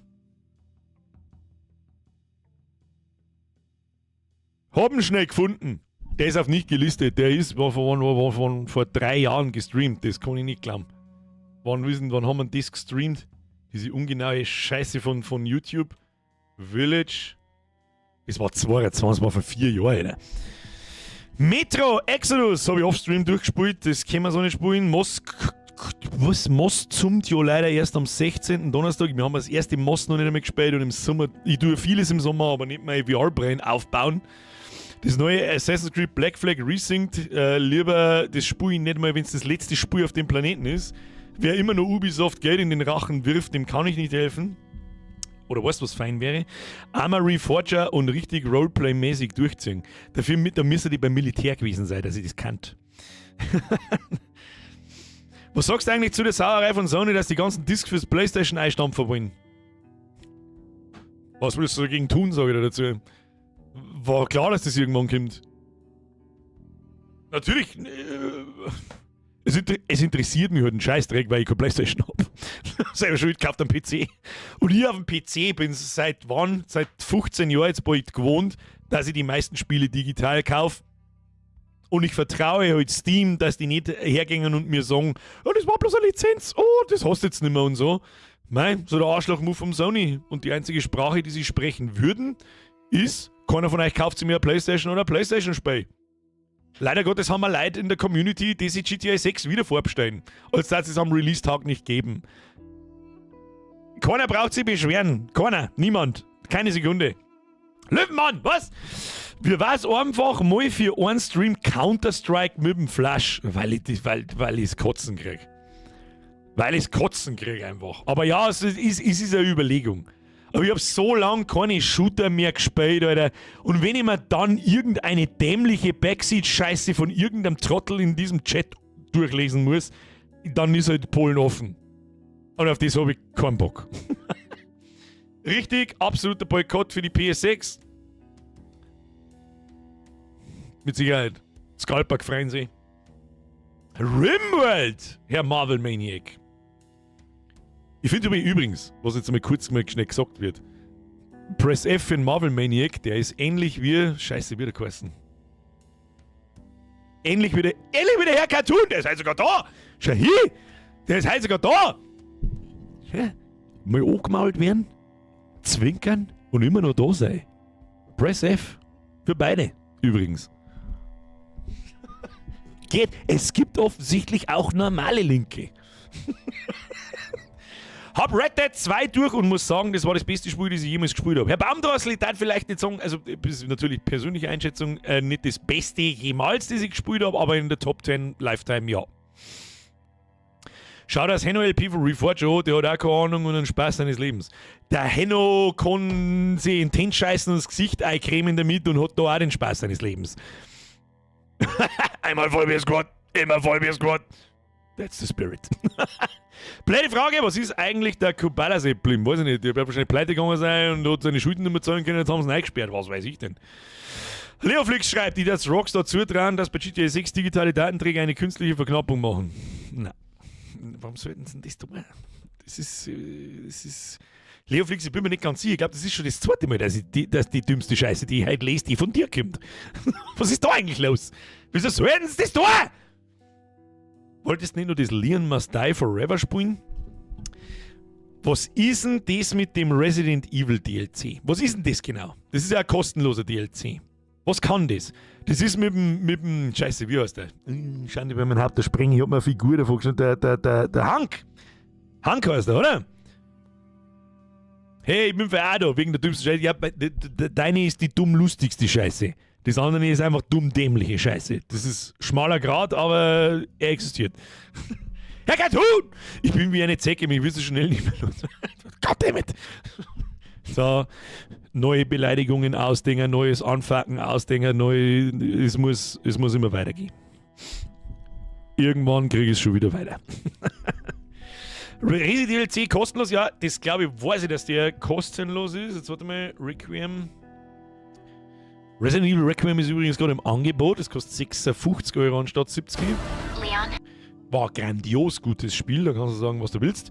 Was haben wir jetzt da? Outfit für Grace, bla bla bla, nö. Also es ist einfach quasi ein größerer Patch, oder? Was tut man da? Da redet man mit dem Hank umeinander und muss auf Zeit, glaube ich, irgendwas machen, oder? Leoflix schreibt, gut, dann bleibe ich halt nicht, also ich nicht mehr da, aber ich bleibe trotzdem da. Das kannst du, ohne Scheiß, diese Community, die jetzt da von der damaligen Prime-Hype-Zeit noch übrig ist, was heißt übrig ist, als warten bloß noch 5 Leute übrig, die halt da haben und offensichtlich auch nicht mehr weggängen, welcher Streamer kann die Leute, ja gut, war das jetzt beleidigen vorher, ummaulen. Richtig straight opisst ummaulen.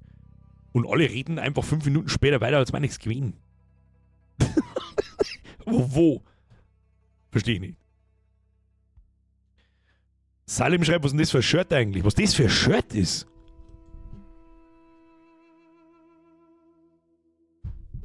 Hat man denkt, das passt halt ganz gut. Und es hat auch ganz gut passt. Hier. Mit Nippel. Es ist... Ich hab zum Motivverkäufer Sepp natürlich gesagt, so, das ist kein Nippel, das ist eine Mine. Wichtig, das ist eine Mine, aber eigentlich ist es natürlich ein Nippel, ist ja klar. Außer der ist E-Surfer-Zeit, absolut richtig. Ist halt so ein Roguelike Survivor-Ding. Was hat der Springen? Was ist ein Roguelike Survivor-Ding? Das Resident Evil-Teil? Ich sehe nur eine große Milchflasche. Die kann man mit dem Motiv dann drauf kommen, mit dem Vollmilch-Squad?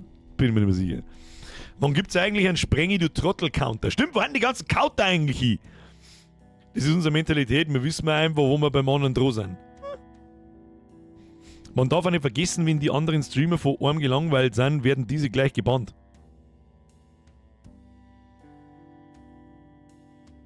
Also, du meinst, also ihr meint jetzt aus einer Sicht, ihr werdet beim anderen Streamer sofort gebannt, wenn's ihr beim hab ich jemals jemanden bannt? Es kommt wirklich extra, wie oft kommt es im Jahr vor, dass ich zum YB oder zu irgendjemandem sage, fass. Einmal, zweimal ist schon viel. Ich kann mich das letzte Mal nicht erinnern. Bei uns läuft halt das anders. Ich mein, wenn ich da jemanden nehme und dann bannen, dann kann er sich ja nicht entblößen und wieder irgendeine dumm-dämliche Scheiße in den Chat einschreiben. Das war ja nur dumm. Sagst du, wie blöd das die anderen sind? Schreib rein! Schreib nur rein, du! So, jetzt pass auf. Löwenmann. Resident DLC ist ein Roguelite mit Level, das du überleben musst, glaube ich. Weißt du was, ich schaue mir einfach mal an. Herr Schmidt! Merci für den Fünfer. Weil man die Menge wie du bist und nicht aufs Maul gefallen bist, das macht einen Bürger aus oder nicht. Das weiß ich, das müsst ihr beurteilen.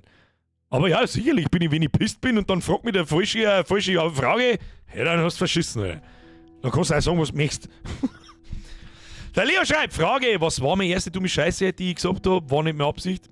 Leo, ich bin mir jetzt auch nicht sicher, ob das du war. Hast du heute im Discord nicht irgendwas geschrieben, es ist nicht schade um Mid-Software? Was ist nicht auch du? Falls nicht, dann tut's mir leid, dann war es die erste dumme Scheiße, die du geschrieben hast. Einfach Landi ankündigen und dann Minesweeper spielen. Einfach gar nichts. Dann endlich einmal ausprobieren, was passiert, wenn ich mit 2 Stunden so herschreibe, so. Und reagiert 2 Stunden auf gar nichts und dann drücke ich einfach auf Stopp. Nein, das war der Foxy. Okay, Entschuldigung, Leoflix, Entschuldigung, ich nehme alles zurück. Leoflix ja, Leoflix, Foxy, Dings, das ist schon, ja, für meiner Welt ist das ziemlich nah. Der Appa schreibt, Burger, belustige mich mit deinem Blödsinn. Nein, war nur im NX. Okay, deswegen habe ich irgendwie im Kopf gehabt, ich habe mit dir heute schon mal geschrieben. Das im NX da, das ist nichts gefällt. Warst nicht du, Entschuldigung, ich nehme alles zurück. Bei Resi war doch der Bahnhammer. War bei Resi der Bahnhammer? Ja, gut, das stimmt, weil man wirkt, da ist ein bisschen aus dem Ruder gelaufen mit der Spoilerei und so. Weil mir da einfach wichtig war, halt die Schnauze.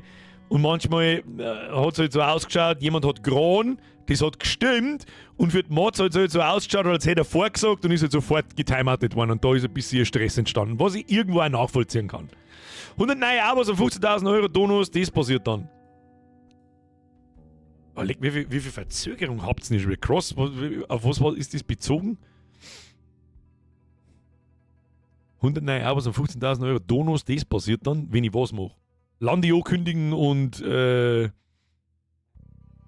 so da sitzen.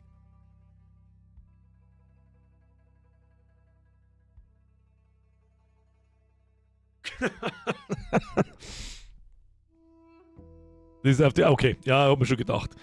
Ich darf nicht so viel von Thema zu Thema springen innerhalb von 1 Minute, weil sonst check ich nicht mehr, wenn sie antworten, schreibt, um was es überhaupt geht. Herr Schmidt, übrigens, merci dir. Frage, spielst du den Frauensimulator auch mal? Wait a minute, what? Was für ein Frauensimulator? Woman School Simulator 2022. Woman Simulator. Demo, kostenlos, wann kommt denn der? Darling, I love you very much. Der dauert Minuten, der Trailer, den schauen wir uns jetzt schnell an. Achtung! Spiel heißt sprichwörtlich Woman Simulator. Darling, I love you very much. Woman's fine, mopping the floor, doing laundry in line. Cat made a mess, well that's my day, but I keep on smiling anyway. Yeah, I'm tired, but still looking fine.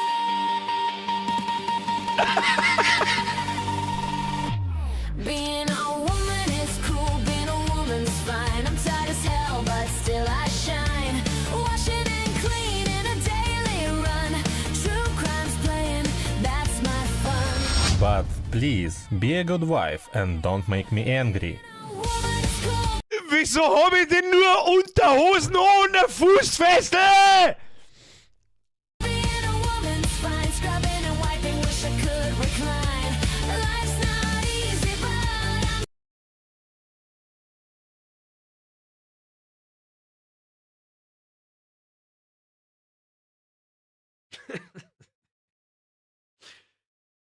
I'm Was soll ich jetzt da dazu sagen? Sag. Was soll ich jetzt da dazu sagen, ohne dass ich nicht von irgendjemandem noch eine aufs Maul kriege? Sag. Ich kriege wahrscheinlich sogar schon eine aufs Maul, weil ich jetzt ungefähr 30 Sekunden lang durchgelacht habe. Weil ich muss halt immer lachen, wenn sowas passiert, weil ich meine, was soll ich jetzt sagen? Warten die Frauen hier drin? Was denken sie die jetzt? Das darf mich jetzt interessieren. Wenn es nicht so hart KI war, ja natürlich, ist wieder irgendein Billo-Simulator natürlich. Den musst du spielen. Ich habe kurz nicht zugeschaut. Wo sind wir jetzt gelandet? Ja, da. Hanuta, da haben wir jetzt gelandet. Und wir brauchen uns den Trailer auch nicht nochmal anzuschauen, weil du siehst in dem Battle alles, was in dem Spiel vorkommt. Fällt bloß nur ein Säcke. Nein, das ist auch noch, das liegt auf den Tellern rum schon. Ich weiß nicht, ob ich los oder einen Schuh in TV werfen. Da kann der Fernseher nichts dafür. Weltfrauentag war leider schon am 8. März. Ja, weißt du, was das ist? Das ist ein typischer Cash Grab für oh, das ist so lustig. Das ist, ja, weiß ich nicht. Was das ist? Paradebeispiel für Ragebait. Und darum tun wir es jetzt einfach weg. Bitte nicht irgendjemand auf die Idee kommen, den Scheiß zum Kaufen. Das ist wahrscheinlich absoluter Schrott. Absolut. Es ist cool, man kann kurz einmal schnell 10 Sekunden drüber los. So, ja, es ist behindert. Leoflick schreibt, zweite dumme Scheiße. Nein, das war's nicht du! Aber wie weit denkst du, kannst du nochmal kommen auf YouTube, wenn du nochmal Vollgas geben würdest? Boah, kann ich nicht sagen. Ich bin mir nicht sicher, ob meine Videoformate nochmal so funktionieren würden, wie sie es vor 6, 7, 8 Jahren da haben. Das glaube ich nicht. Zeiten haben sich einfach geändert. Dazu müssen die diese Short-Videos machen. Und die Short-Videos ist eine dermaßen, ich habe vor 5 Jahren schon gesagt, dass diese Short- und TikTok-Kacke eine dermaßen hängerbliebene Drecksscheiße ist und du da nicht im Ansatz also eine Community aufbauen kannst, wie wir es mir da zum Beispiel haben. Ja? Weil du kennst es ja selber. Scrollen. Sicherlich kriegst du da Abos einer und so weiter, aber du bist in 2 Sekunden ist dein Video vergessen. Bei demjenigen. Sicherlich, du hast tausende Follower, Millionen von Follower, aber dann schaust du mal die Klickzahlen von diesen Short-Videos an, da wo man denke, da ist ein Video dabei, das hat 400.000 Aufrufe, dann ist wieder eins dabei, das hat 3.000 Aufrufe, dann ist wieder eins dabei, das hat 1,2 Millionen Aufrufe, dann ist wieder 10 Videos dabei mit 5.000 Aufrufe. Da wo ich mich frage, was ist denn das eigentlich? Was soll das denn? Haben diese Aufrufe überhaupt echt? Keine Ahnung. Allein wegen, und ich meine, ich habe auch ein paar Shorts gemacht. So ist das nicht. Und es werden auch wieder, nach der Sommerpause irgendwann wahrscheinlich aber erst, werde ich mich wieder mal ein bisschen hinsetzen und dass wir aus den Streams ein paar Shorts ausschnipseln und so weiter und so fort. Aber jetzt habe ich einfach keinen Bock nicht. Und da gingen auch Abos um. So ist das nicht. Da gingen auch ein paar Abos um. Und zwar gar nicht wenig. So, zumindest im Vergleich, was ich sonst Abos habe. Ich habe sonst am Tag ungefähr mittlerweile minus 5 bis 10 Abos. Aber das ist schon seit 3 oder 4 Jahren so, weil ich keine Videos mehr mache. Und ich habe noch nie, nicht einmal, glaube ich, irgendjemanden da herin gesehen im Stream, wo ich euch eigentlich haben will, was ich eigentlich, das mag ich eigentlich hauptsächlich machen da, der durch einen Short da reingekommen ist. Das ist absoluter Bullshit. Aber ich kann nicht sagen, wie weit das ich noch mitkommen. Das kannst du nicht abschätzen, ich weiß es nicht. Kann ich nicht sagen. Es ist blöd, dass man auf YouTube nicht mehr gescheit klippen kann. Das ist absolut richtig. Ja, das ist wirklich Scheißdreck. Der Schandi schreibt, Birger, wie lange hat es gedauert, bis du dich daran gewohnt hast, dass du nicht so ein Mensch redst, sondern das wirklich moderierst? Kann ich nicht mehr sagen. Ich habe 2015 schon angefangen, ich sage mit 2014, 15 habe ich angefangen zum Streamen. Vor 0 Zuschauern, wie jeder andere auch. 2015 habe ich dann meinen Halbtagsvertrag gekriegt und habe dann Zeit gehabt und habe dann einmal ein Dreivierteljahr lang fast jeden Tag gestreamt, mehrere Stunden. Und hab's dann nach einem halben Jahr irgendwann einmal zusammengebracht, dass man so im Schnitt 10, 20 Zuschauer hat. Ja, also mit Streamen allein, Pro-Tipp an alle, wirst du nicht groß werden. Außer du bist ein unfassbar krass Multitalent oder Talent bei irgendwelchen bestimmten Spielen. Du bist unfassbar so out of all lustig, wie zum Beispiel ein Burning Peanut oder irgend sowas. Der ist auch nicht nur durch Streaming groß geworden, sondern eben auch durch Videos aus seinen Streams rausschneiden und so. Und ich glaube, dass ich mir das meiste angewohnt oder das angewohnt habe. Da ist eine Kamera, da ist ein Mikrofon, ist mir scheißegal, da ist mein Bildschirm und ich tue jetzt da irgendwas und labert irgendeine Scheiße. Habe ich da 2015 mir angeeignet, über das Dreivierteljahr.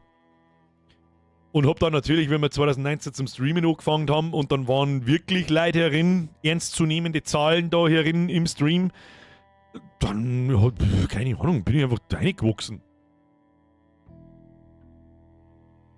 Löwenmann ist angekommen, ja, aber ich bin gerade am Schmerzen. Danke, Bigge, dass du mich überhaupt zu Resi gebracht hast. Mag eigentlich überhaupt keinen Horror, aber Resi, holy shit, ich kann fast nicht mehr ohne Resi. Keiner soll halt ohne Resi kennen. Ich finde auch irgendwie, dass Resident Evil nicht so typisch Horror ist. 1996 war es so, ja, da haben wir uns alle, weil wir es vorher noch nie was anderes gesehen haben. Aber so die neue, es sind ein paar Horror, ja, also was labert die eigentlich? Natürlich an der Horrorpassagen drin, ja, das stimmt schon. Natürlich, was labert die für was hab ich jetzt für einen Schlaganfall gehabt? Natürlich an der Horrorpassagen drin. Herr Löwenmann, es ist mir ein Fest. Sapse schreibt, hat mir tatsächlich letztens erst wieder das Playlist von How to uns Kruzifix eingezogen und finde es irgendwie noch lustig. Ich finde es, um ehrlich zu sein, auch teilweise noch lustig. Aber hauptsächlich finde ich die Teile lustig, da wo es eben nicht um den typischen bayerischen Scheiß geht mit Leberkäse und Weißwürst und so. Das war halt am Anfang so.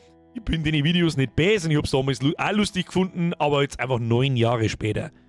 9, ich wiederhole, 9 Jahre später. Aber es gibt genügend Leute auf TikTok, die wöchentlich denselben Witz machen und aus irgendwelchen Gründen Klicks dafür kassieren. Also wer durchstarten möchte, redet einfach base über irgendwelche Preisen auf TikTok. Da musst du nicht viel kennen. How to Feuerwerk, nein, das war How to Silvester, was du meinst. Aber die Leute reden nur drüber. Das stimmt. Das stimmt. Da ich behaupten mag, ich war auch der Erste. Und sehr viele Personen haben es versucht nachzumachen und keiner kann es. Alle, wie sie da sind, benutzen meine Wortlaute, meine Zitate, meine Sprecherl immer und immer und immer und immer wieder. Das ist schon lustig zum Schauen. Hoff bloß, dass das niemals jemand vergisst.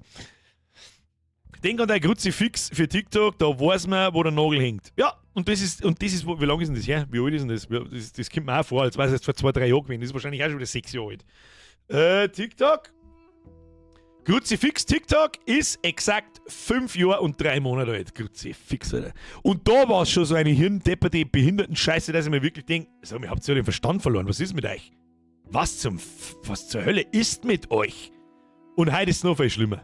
Weil mittlerweile tue ich auch ab und zu durch Shorts durchscrollen und da fällt mir wirklich ganz furchtbar schnell auf, so nach dem 10., 20. Mal scrollen, so mit, was mache ich hier eigentlich? Das ist so ein hirnverbrannter Mist. Das ist nicht zum Debacker. Wie geht's der Clipshit Jesse und dem Freerun Sepp? Ja, das ist alles so weird.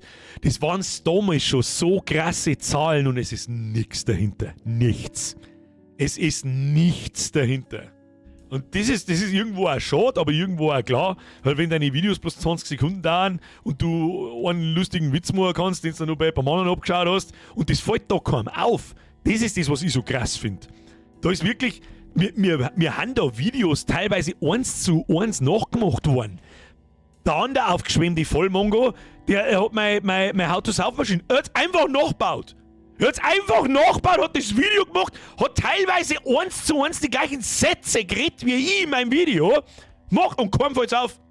Und wenn man irgendwo dazwischen einer schreibt, oh, da hat man sich aber sauber beim Bierger bedient, dann wird einfach mit einem Smiley geantwortet so. Ja, stimmt. Und keinen interessiert's. Da denken wir wirklich, ihr habt alle, ihr seid alle, da hat sich die Lebenshilfe gefunden, Alter. Bleibt da gerade dort. Das, was der Sprengi sagt. Stabile 1000 Viewer seit Jahren, ich wiederhole, seit Jahren. Seit 8 Jahren, um genau zu sein. Gut, das hat ein bisschen angefangen, so mit 600, 700 im Schnitt, dann sind wir teilweise auf 1500 und im Winter sind wir nach wie vor bei 1200, je nachdem, was wir spielen. Und im Sommer, wie heute zum Beispiel, haben wir so zwischen 600 und 800 irgendwo. Das ist seit Jahren das Gleiche. Und ich bin euch da sehr dankbar dafür. Also wirklich, das ist... Natürlich ist das die Motivation. Wenn jemand zuschaut, mache ich weiter. Ich werde wahrscheinlich auch weitermachen, wenn es in Anführungsstrichen vergleichsmäßig nur noch 100, 200 oder 300 Leute im Schnitt sind. Weil mir das da einfach Spaß macht und ich gern Computer spiele. Ja, aber, wie soll ich sagen? Und der Sprenger hat schön geschrieben, stabile 1000 Viewer seit Jahren sind halt mehr wert als ein TikTok mit 500.000 Views. Ja. Das ist der einzige Punkt, der mich interessieren hat. Ich sage mal, ein TikTok-Account mit 250.000 Follower, machen wir eine Viertel. Wie viel ist der wert? Wie viel Geld lässt sich da damit verdienen? Das ist das Einzige, das ist was mich normal nicht so interessiert. Das ist was, das kommt normal von ganz allein. Das kommt seit 9 Jahren kommt das von allein. Ich habe nie pedelt, nie irgendwas da. Und das ist auch nicht wichtig. Natürlich ist mir aber so weit wichtig, man braucht bloß in den Chat reinschauen, die Hälfte der Leute herin ist grün. Und solange da Leute herin sind, die 5 Euro im Monat zahlen, damit ich tue, was ich tue, habe ich auch eine gewisse Bringschuld, dass ich mich da jeden Montag, Mittwoch um Punkt fucking 8 herhock und mir irgendeine Scheiße machen. Solange euch das taugt. Taugt's mir und solange es mir taugt, taugt's euch wahrscheinlich auch. Und mich würde interessieren, wie viel lässt sich da Umsatz machen mit einem 250.000 Follower-Account auf TikTok. Ich behaupte, ich weiß nicht. Ich weiß wie viel Geld das man mit so Shorts verdient. Das ist ein Witz. Also, da wenn du nicht auf jedem Short 1 Million Aufrufe hast, dann mache ich einen Stream. Einen einzigen Stream mache ich hier im Monat. Einen. Und hab wahrscheinlich das 5-fache davon wie von diesen Werbeeinnahmen auf TikTok. In nur so einem scheiß Short drin. Ich bin nämlich auch TikTok-Partner. Und ein paar Videos habe ich extra, also ein paar Shorts habe ich extra so gemacht, dass sie monetarisiert sind, weil ich einfach wissen wollte, ja, was geht denn da so? Pass auf. Können wir ein bisschen aus dem Nähkästchen plaudern. Schauen wir mal, was man auf YouTube mit Shorts verdient. Nehmen wir mal, was nehmen wir da? 1 von 100 Gründen Kingdom Come Deliverance 2. Einnahmen. Was sagt man das? Da, hier, Analytics. So, das Ding hat 40.000 Aufrufe. Ganz ehrlich, ein YouTube-Video mit 40.000 Aufrufe ist ordentlich. Da kann man arbeiten damit. Bitte geben Sie in den Chat Schätzungen ab, was der geschätzte Umsatz, also wirklich Werbeeinnahmen auf YouTube ist, für die 40.000 Aufrufe. Schreiben wir mal ein paar. Der Springer schreibt 3,50 Mark. Der Erich schreibt einen Zwiegel, der Michi 15 Euro. Genau, und dann machst du noch Werbung in deine Streams, dann kommen noch 20 Euro mehr. Nein, das habe ich euch von Anfang an versprochen, dass es mitten unter die Streams keine Werbung nicht geben wird, solange mir YouTube nicht zwingt. Ja, können wir vielleicht auch gleich noch drüber reden. So, was haben wir jetzt da so? 4 Euro, 10er, 10er, 5er, 10er, 7 Euro, 20er, 50er, 12 Euro, 40 Cent, 20er, 50er, 25 Euro, 2,30 Euro. So, kann ich euch das jetzt da irgendwie zeigen, ohne dass ich meine, ich kann euch auf Elfer zeigen. Schauen wir mal. Ist da irgendwas, was angeht? Ich zeige euch das jetzt einfach in meine Analytics drin. Ich kann euch auf Elfer zeigen, wenn der Tag lang ist.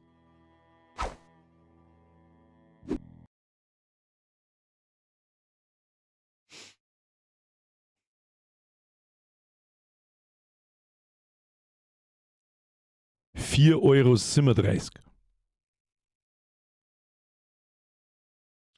Da kommen noch Steuern weg. Also sind sie im Prinzip bei Zwiegel 50. Das ist absolut witzlos. Du kannst knicken, dass du mit Shorts Geld verdienst. Und das ist noch nicht einmal ein kurzer Short. Ja, der ist 53 Sekunden lang. Das ist für einen Short ungewöhnlich lang und das wisst ihr auch. Jetzt pass mir auf. Das schwankt auch ganz extrem. Jetzt suchen wir uns mal irgendeinen Short, der vielleicht ähnlich viele Aufrufe hat. Da, hier nochmal 40.000 Aufrufe. Wenn man nicht alles selber macht. Supermarket Simulator. Achtung. Analytics. Ja, dass ich keinen Scheiß in der Zeit da.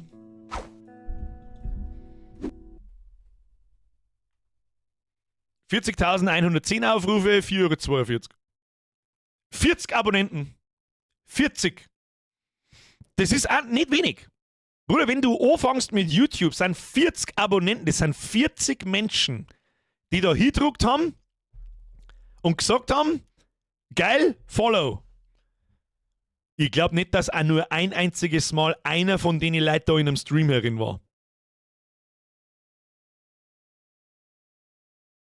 So, jetzt ist es natürlich so, dass der TikToker von Welt meint, der ist natürlich schlau wie Scheiße. Wie viele TikToker kennst du, die spätestens im dritten Short irgendwie Werbung für irgendeine an den Haaren herbeigezogene Scheiße ist? Macht. Und dann möchte ich kurz anfügen, wie oft haben ich schon Werbung für an den Haaren herbeigezogene Scheiße gemacht in den 9 Jahren? Wie oft? Sag mir's. Sag mir, wie oft, dass ich für irgendeine Scheiße, die hier drin zu nichts passt und überhaupt, was soll das, Werbung gemacht habe und irgendwelche Sponsoring so genommen habe. Sag mir's.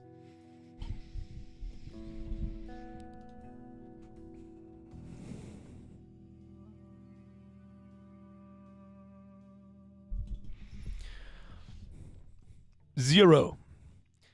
Das ist der Teil, den ich nicht einschätzen kann. Da kann ich sprichwörtlich, der Händel mal, stau dir den Geh wieder. Aber da habe ich unabsichtlich Werbung gemacht. Da bin ich nicht bezahlt worden dafür, sondern ich habe das Paket mit Senf gekriegt, okay? Das hätte ich mir auch gerade noch selber kaufen können für einen 20er oder 25 Euro oder was da drin war, egal. Da wurde ich nicht bezahlt. Das ist ganz wichtig. Da habe ich kein Geld gekriegt. Da habe ich noch weniger Ahnung gehabt wie heute. Und habe einfach, ja, geil, Leute, Content, geil, da brauche ich nicht überlegen, was wir am Stammtisch mitmachen, wo es 3 Folgen gegeben hat, du Held. Naja, kannst ja Holy machen. Könnte ich, ja. Ich habe immer noch einen Kontakt zum Max von Holy, der mich zweimal gefragt hat, wo schaut's denn jetzt aus? Und dann habe ich ihm gesagt, hab kein gutes Gefühl dabei. Kein Mensch auf diesem Planeten braucht einen verfickten Energy Drink beim Computerspielen im Sessel zum Sitzen. Null. Niemand. Ich lerne mich aus dem Fenster, ich trinke das vorm Stream, weil ich mir einfach denke so, ja, beim normalen Computerspielen sitze ich nicht da und schreie 3 Stunden lang in diese Kamera rein. Okay? Kauft es einfach nicht. Just don't.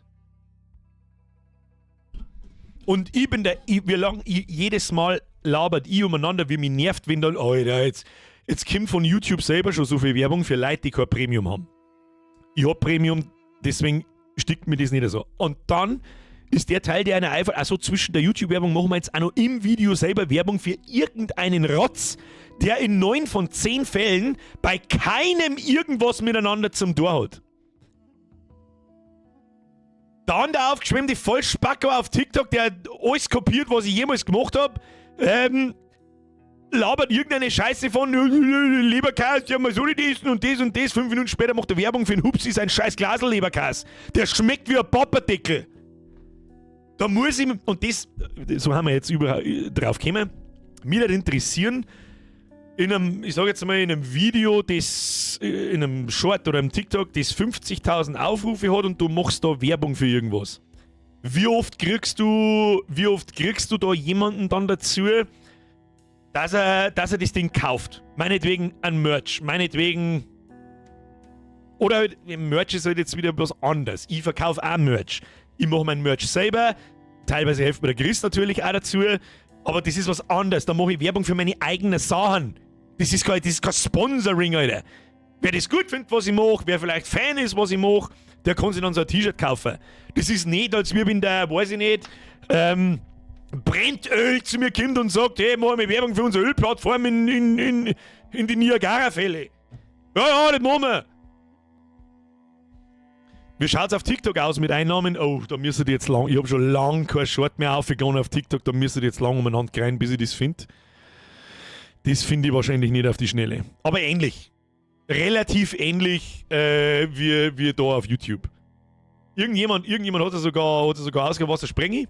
Du brauchst 400 Millionen Views, oder wie war das? Cybersecurity Sponsoring wäre passend gewesen letztes Jahr. Schnatz, du Arschloch. Du machst Werbung für einen Chris Trachtmann. Passt der Trachtmann da nicht einer? Ist das völlig an den Haaren herbeigezogen? Das nächste ist, bezahlt mich der Chris. Ich krieg vom Chris kein Geld. Ich will vom Chris auch kein Geld. Will ich nicht. Wir sind Freunde. Mittlerweile. Wir kennen uns jetzt seit 9 Jahren. Und ich finde einfach geil, was er macht. Und das ist ja kein Plätschmerz, damit ich es euch schön rede oder so. Natürlich muss ich keine Heftel zahlen. Ich habe vielleicht einmal dazu gesagt. Er schickt mir so viel Zeug. Das muss ich halt nicht zahlen. Natürlich, das ist im Prinzip so ein bisschen, natürlich ist das so seine Bezahlung. Ist ja klar. Aber das ist nicht ausgemacht als Bezahlung. Ich sehe das nicht als Bezahlung. Jedes Mal, wenn mir der ein Backel schickt, sitze ich da wie ein Kind an Weihnachten und denke mir, boah, lecker, das ist wieder irgendein geiler Scheiß drin. Dann backel die aus und dann ist ein Knusperpunch, Cornflakes-Schachtel drin und eine Super Nintendo Box und was weiß ich, was für ein Zeug, das ich alles habe. Das ist eine einvernehmliche Kooperation. Das trifft's ja. Aber wirklich auf freundschaftlicher Basis. Er nervt mich nicht mit, oh, kannst du mal wieder Werbung machen und überhaupt nicht. Ich mache Werbung, wenn ein neues Heftel kommt. Das ist glaube ich okay. Das ist alle 3-4 Monate mal, da stirbt von euch keiner. Und alle 3-4 Monate schickt er mir ein Heftel und ein paar Goodies dazu. Das ist alles. Und dafür zeichnet er mir einmal im Jahr ein Horror-Oktober-Motiv und vielleicht noch dazwischen irgendwann irgendwas anderes, was mir einfällt. Wer hat Chris am Wochenenden auf der CCC München besucht und unterstützt? Der Chris ist Mitglied, also eine Proxy-Bezahlung gibt es schon. Das stimmt, das sage ich ihm aber auch schon seit ungefähr 10 Jahren, dass ich diese Mitgliedschaft nicht verstehe und dass er endlich aufhören soll damit, aber er tut es einfach nicht. Er tut es einfach nicht. Weiß nicht, was das wieder soll. Aber ist ja vollkommen wurscht. Ist ja vollkommen wurscht. Ich habe nicht das Gefühl, dass ich mich da her sitze und das da irgendwie ausschlacht oder sonst irgendwas. Habe ich einfach nicht. Weil ich halt auch keinen Bock nicht habe, mir das irgendwann von irgendjemandem sagen lassen zu müssen.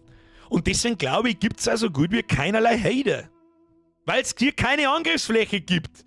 Außer die ganz furchtbar offensichtlichen. Du bist dabei, lern Deutsch, du kannst nicht mehr gescheit, da ist so ein Scheiß halt. Aber ansonsten, wüsste ich nicht, wo sich da hier irgendjemand aufregen kann. Wo es irgendwas unfair ist oder ausgeschämt. Oder was weiß ich. Der Cartoon schreibt, ich habe mir über die Zeit viele der Kissen geholt, die T-Shirts sind schwierig, tut mir leid, dass ich das so sage, aber die sind nicht gut verarbeitet und zu billig. Das ist okay, ich find's super. Und wenn wir vorher schon festgestellt haben, ich habe einen Skate-Shop gehabt und wenn ich da ich sage mal, Volcom-T-Shirts oder Billabong-T-Shirts oder Ethnies-T-Shirts oder East-T-Shirts oder DC-T-Shirts oder Burton-T-Shirts oder sonst irgendwas Vergleich, dann kosten die scheiß Burton-T-Shirts mittlerweile 40 €. Und die sind auf dem gleichen Level. Ich finde sogar den Stoff, es gibt ja mittlerweile neue T-Shirts schon seit 1-2 Jahren oder so. Neuer Stoff und so weiter. Super angenehm zum Tragen. Und ich habe nur ganz wenig Beschwerden gehört in der Zwischenzeit. Ganz, ganz wenig. Es gibt Leute, die haben noch nie den berühmten Dorfdeppen gesehen. Ach so! Ja, ich weiß ja gar nicht, der Typ ist mir auch vollkommen wurscht, was interessiert mich das, aber der fällt mir halt als erster ein, wenn es um TikTok geht. Weil das ist wirklich, da kann der Letzte wirklich bis aufs Bein peinliche Trottel wirklich Views-Abgreifer und es ist nicht schwierig. Du brauchst nur nachmachen. Einfach nur nachmachen und das war's. Und wenn's das lang nur tust, dann kriegst du irgendwann mit irgendeinem Blödsinn, belohnt dich der Algorithmus und dann geht's los. Und das ist halt auf YouTube nicht so. Da müssen deine Videos, die wenn 5 bis 10 Minuten dauern, dann verlierst du die Leute in die ersten 10 Sekunden, wenn es Bullshit ist. Und das Einzige, was mich jetzt noch interessieren wird, ist, wie viel Leute man, also wie eng man seine Community rein durch Shorts an sich binden kann. Und die machen ja das alle nur aus monetarer Sicht. Die wollen ja nur Geld verdienen. Mit TikTok selber brauchst du, wo waren wir vorher? 4 Millionen Views für 400 €. Was? Ohne Scheiß, wenn 4 Millionen Views im Monat in meinem YouTube-Kanal hätte, Brother, das mache ich 2 Jahre lang und dann arbeite ich nie wieder. Nie wieder arbeite ich dann.